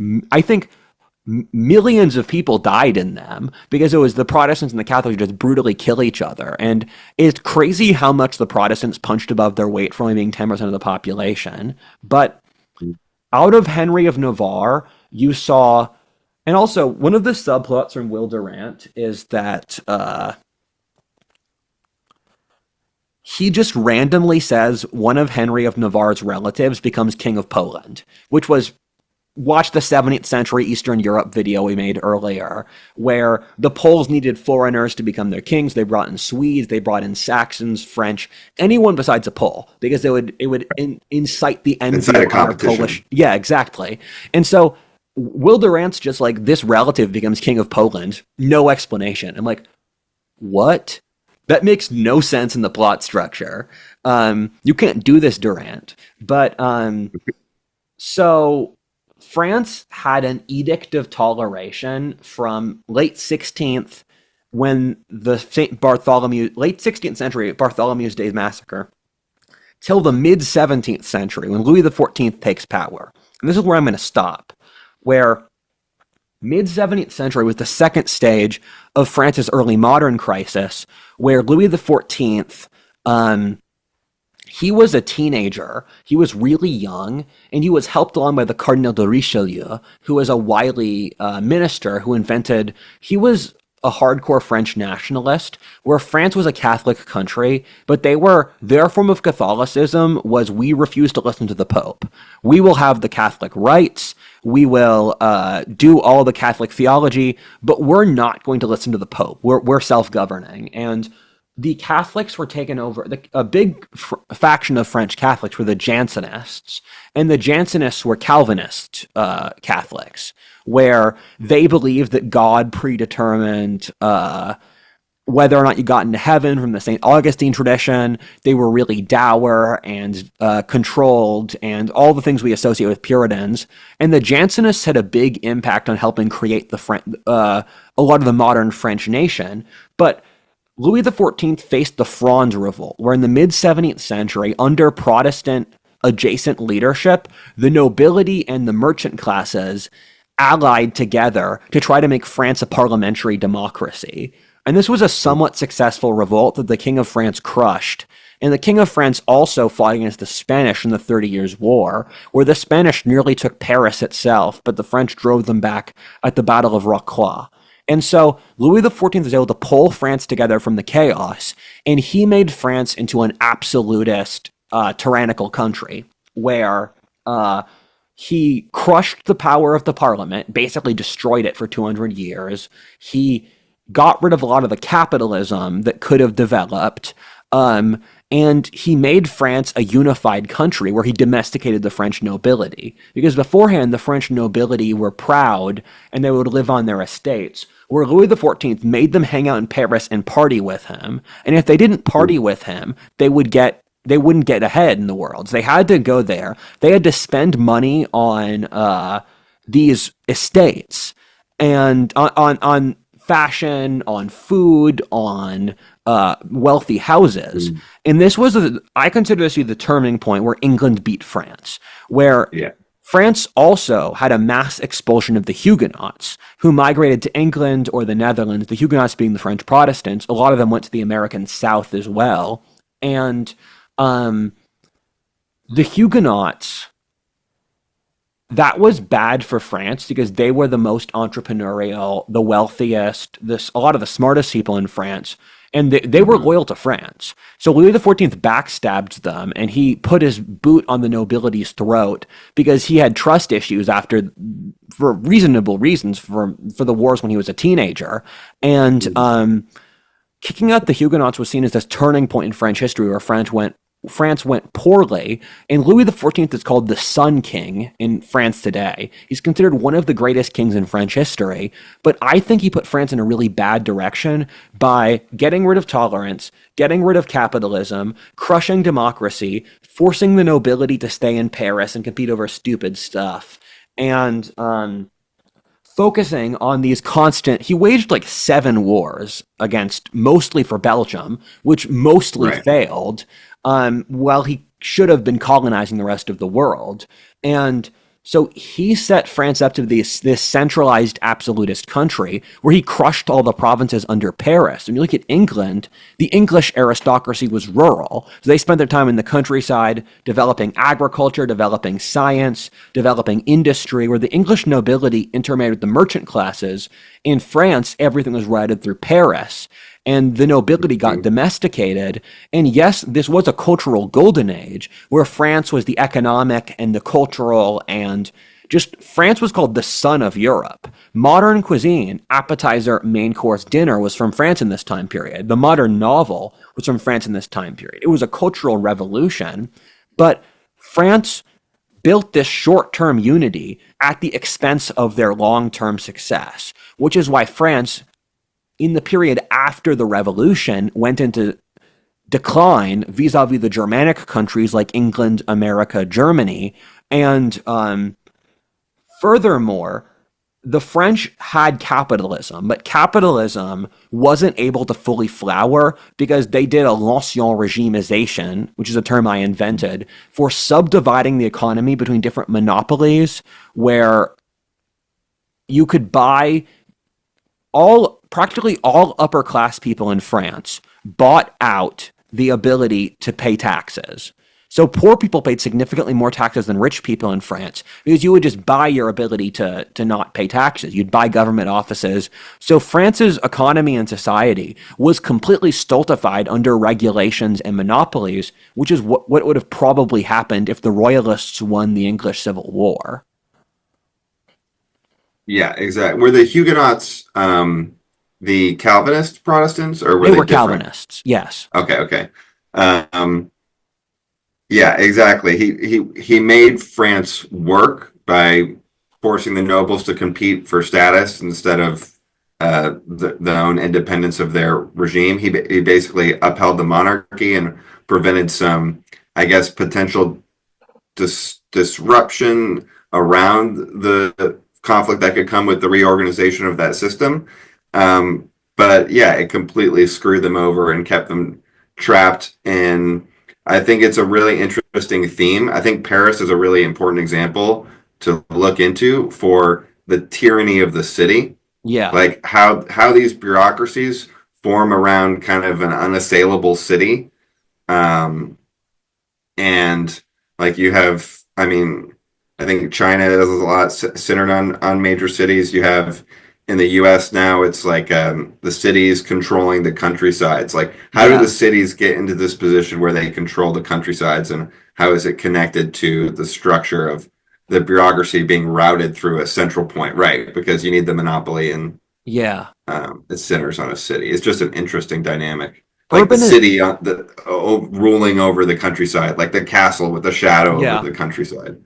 Urbanization kills societies, where that's a Mm. theme Spengler talks about. Because cities prioritize creativity and dynamism and cosmopolitanism over traditional values and a birth rate and religion and all those things. So societies switch from rural to urban as they grow. That's a correlation for decadence. You have to have an urban society, but in the process it rots your society out, which was why France was the first country to experience the effects of modernity anywhere in the world. France saw decline in religion, decline in birth rate, all of those things a century before Britain or Germany did. And that was due to the effects of urbanization that you saw under Louis XIV, because France industrialized later than Britain or the Netherlands. So there's different curves going on here of urbanization versus industrialization. And the Parisian mob became the deciding fact of French politics, because French politics, the French overcorrected by centralizing in Paris because their earlier system was so decentralized. And so the Parisian mob was the deciding factor from the 18th through the 19th centuries of French politics, because when the Parisian mob attacked something, because everything was centered in Paris, Right. they were the deciding variable. And de Tocqueville likes to say, and de Tocqueville was a Norman, that the biggest issue of the French Revolution was centralization. His thesis is that France had to become a federalized system, and that the ultimate aim of the French Revolution was the unification of France under a centralized managerial bureaucracy, because the French government built out their bureaucracy to control France. But then what the French bureaucracy realized, and Tocqueville is a beautiful example of this, that within a year or two of creating a bureaucratic structure parallel to the King of France, the French Revolution happened. Because the second the bureaucracy realized they could govern France without the king, they launched the French Revolution. And then France became a country run by the bureaucracy, which was the first place in the Western world to do so, because the l'Ancien regime established the bureaucracy, and that was codified under Napoleon. Although it was the military gained the deciding variable, because the bureaucracy was incapable of actually leading, but then the military was bureaucratized. Right. And they reinforced the domestic bureaucracy Yeah. just to maintain their own priorities. Yeah, really interesting. And then like London kind of taking on a similar role in England today, and it's so different from the rest of the country. And then it gets into like political solutions for the modern times. It clearly makes sense in this context to have city-states be governing themselves to a large degree and have more autonomy to the countryside. And I think that's hard for us because we think of the cities and the country as the same country and the same political unit, but that just really means the city's controlling the country. And there's plenty of opportunity for like those things to coexist without destroying each other quite as much as they do. Yeah. And just to come back to the mills, it kind of encapsulates everything, because the mills are like the capitalism, and then you have the state control, which is the regulation, and then you have the church in that picture too, because they ran a lot of these water wheels and mills, and maybe that also gave them a middleman position to advocate or have some actually leverage to advocate for the peasants, as you said they did throughout that time. So part of the reason that France became an agnostic and an atheist country a century before the rest of Western Europe is that France had this issue where they had a state-sanctioned church, where France was a Catholic theocracy, where Protestantism was heavily suppressed until the time of the French Revolution. At the exact same time, France was a society where it was the most educated place in the world, where in England what happened is you saw England and Germany, you saw these new varieties of Protestantism develop that could parallel the intellectual development of people. And the French church was surprisingly good. They were not bad faith actors. It's just that they were behind the times and they were incapable of innovating. So you saw this huge intellectual population that was not being served by the religion, so they went for atheism and agnosticism in a way that didn't occur in the rest of Western Europe, which is why the French Revolution was atheist, and it took over a century for wide-scale atheist movements to appear in the rest of Europe. And I'm going to finish I will finish on this, where the last two regions that got added to France were Savoy and Corsica. The French bought Corsica, which is both Savoy and Corsica were ethnically Italian and they still basically are today. They bought Corsica in the 18th century from Genoa because Corsica kept rebelling from the Italian city-state of Genoa, so Genoa said, France, you can take this. And Napoleon's from Corsica, which is one of those historic ironies that the French, they never thought about Corsica. It was like, oh, I'm an investor, let me add another 20th stock to my portfolio. And Napoleon came in there, who was the greatest French emperor. So it's a sort of irony about how tiny decisions, that's a real butterfly wing moment. And Savoy, Right. they got Savoy, where Savoy was surprisingly important for being this small Italian mountain state where they consistently worked with the Austrians and the Empire. So lots of the Empire's best leadership were Savoyards. And if you read French sources, the French are very aware of internal French differences that we wouldn't notice. So they'd be like, there are certain stereotypes of the Savoyards, there are certain stereotypes of the Burgundians, the Occitans, the Bretons, and so the Savoyards have their own identity in France while being Italians, and interestingly, the Savoyards conquered Italy, where modern Italy was created out of Turin in Savoy, and then what happened is that the Savoyards in the mid-19th century surrendered part of their homeland after they conquered and united all of Italy because the French were trying to build an empire where the French held on to Rome. So in order to get Rome to unify Italy, the Savoyards had to surrender part of their homelands to France. So that's just a random thing that got him a little bit more territory. Yes. And you're forgetting the most important part of France getting French Corsica. Guiana. Oh, right. Yeah, the colonies. I thought someone might bring that up. But the most important part of Corsica is not Napoleon. It's the vacation destination for all of modern France. I don't know where they would go without it. They'd go to Nice. Right, or they'd go to Italy. They'd be going to Italy and then paying, to Italy's tourism economy. I find it nuts that the bullet train from Paris to the Mediterranean only takes 2 hours. Partly it's that the French have great high-speed railroads, but also France is the size of Texas. We forget how small Europe is. Well, this was a good episode. Next episode is going to be the French Empire. Yes, and sorry for calling the French small. And I would say, you mentioned Belgians were kind of similar to French. I would say they are more concentrated French.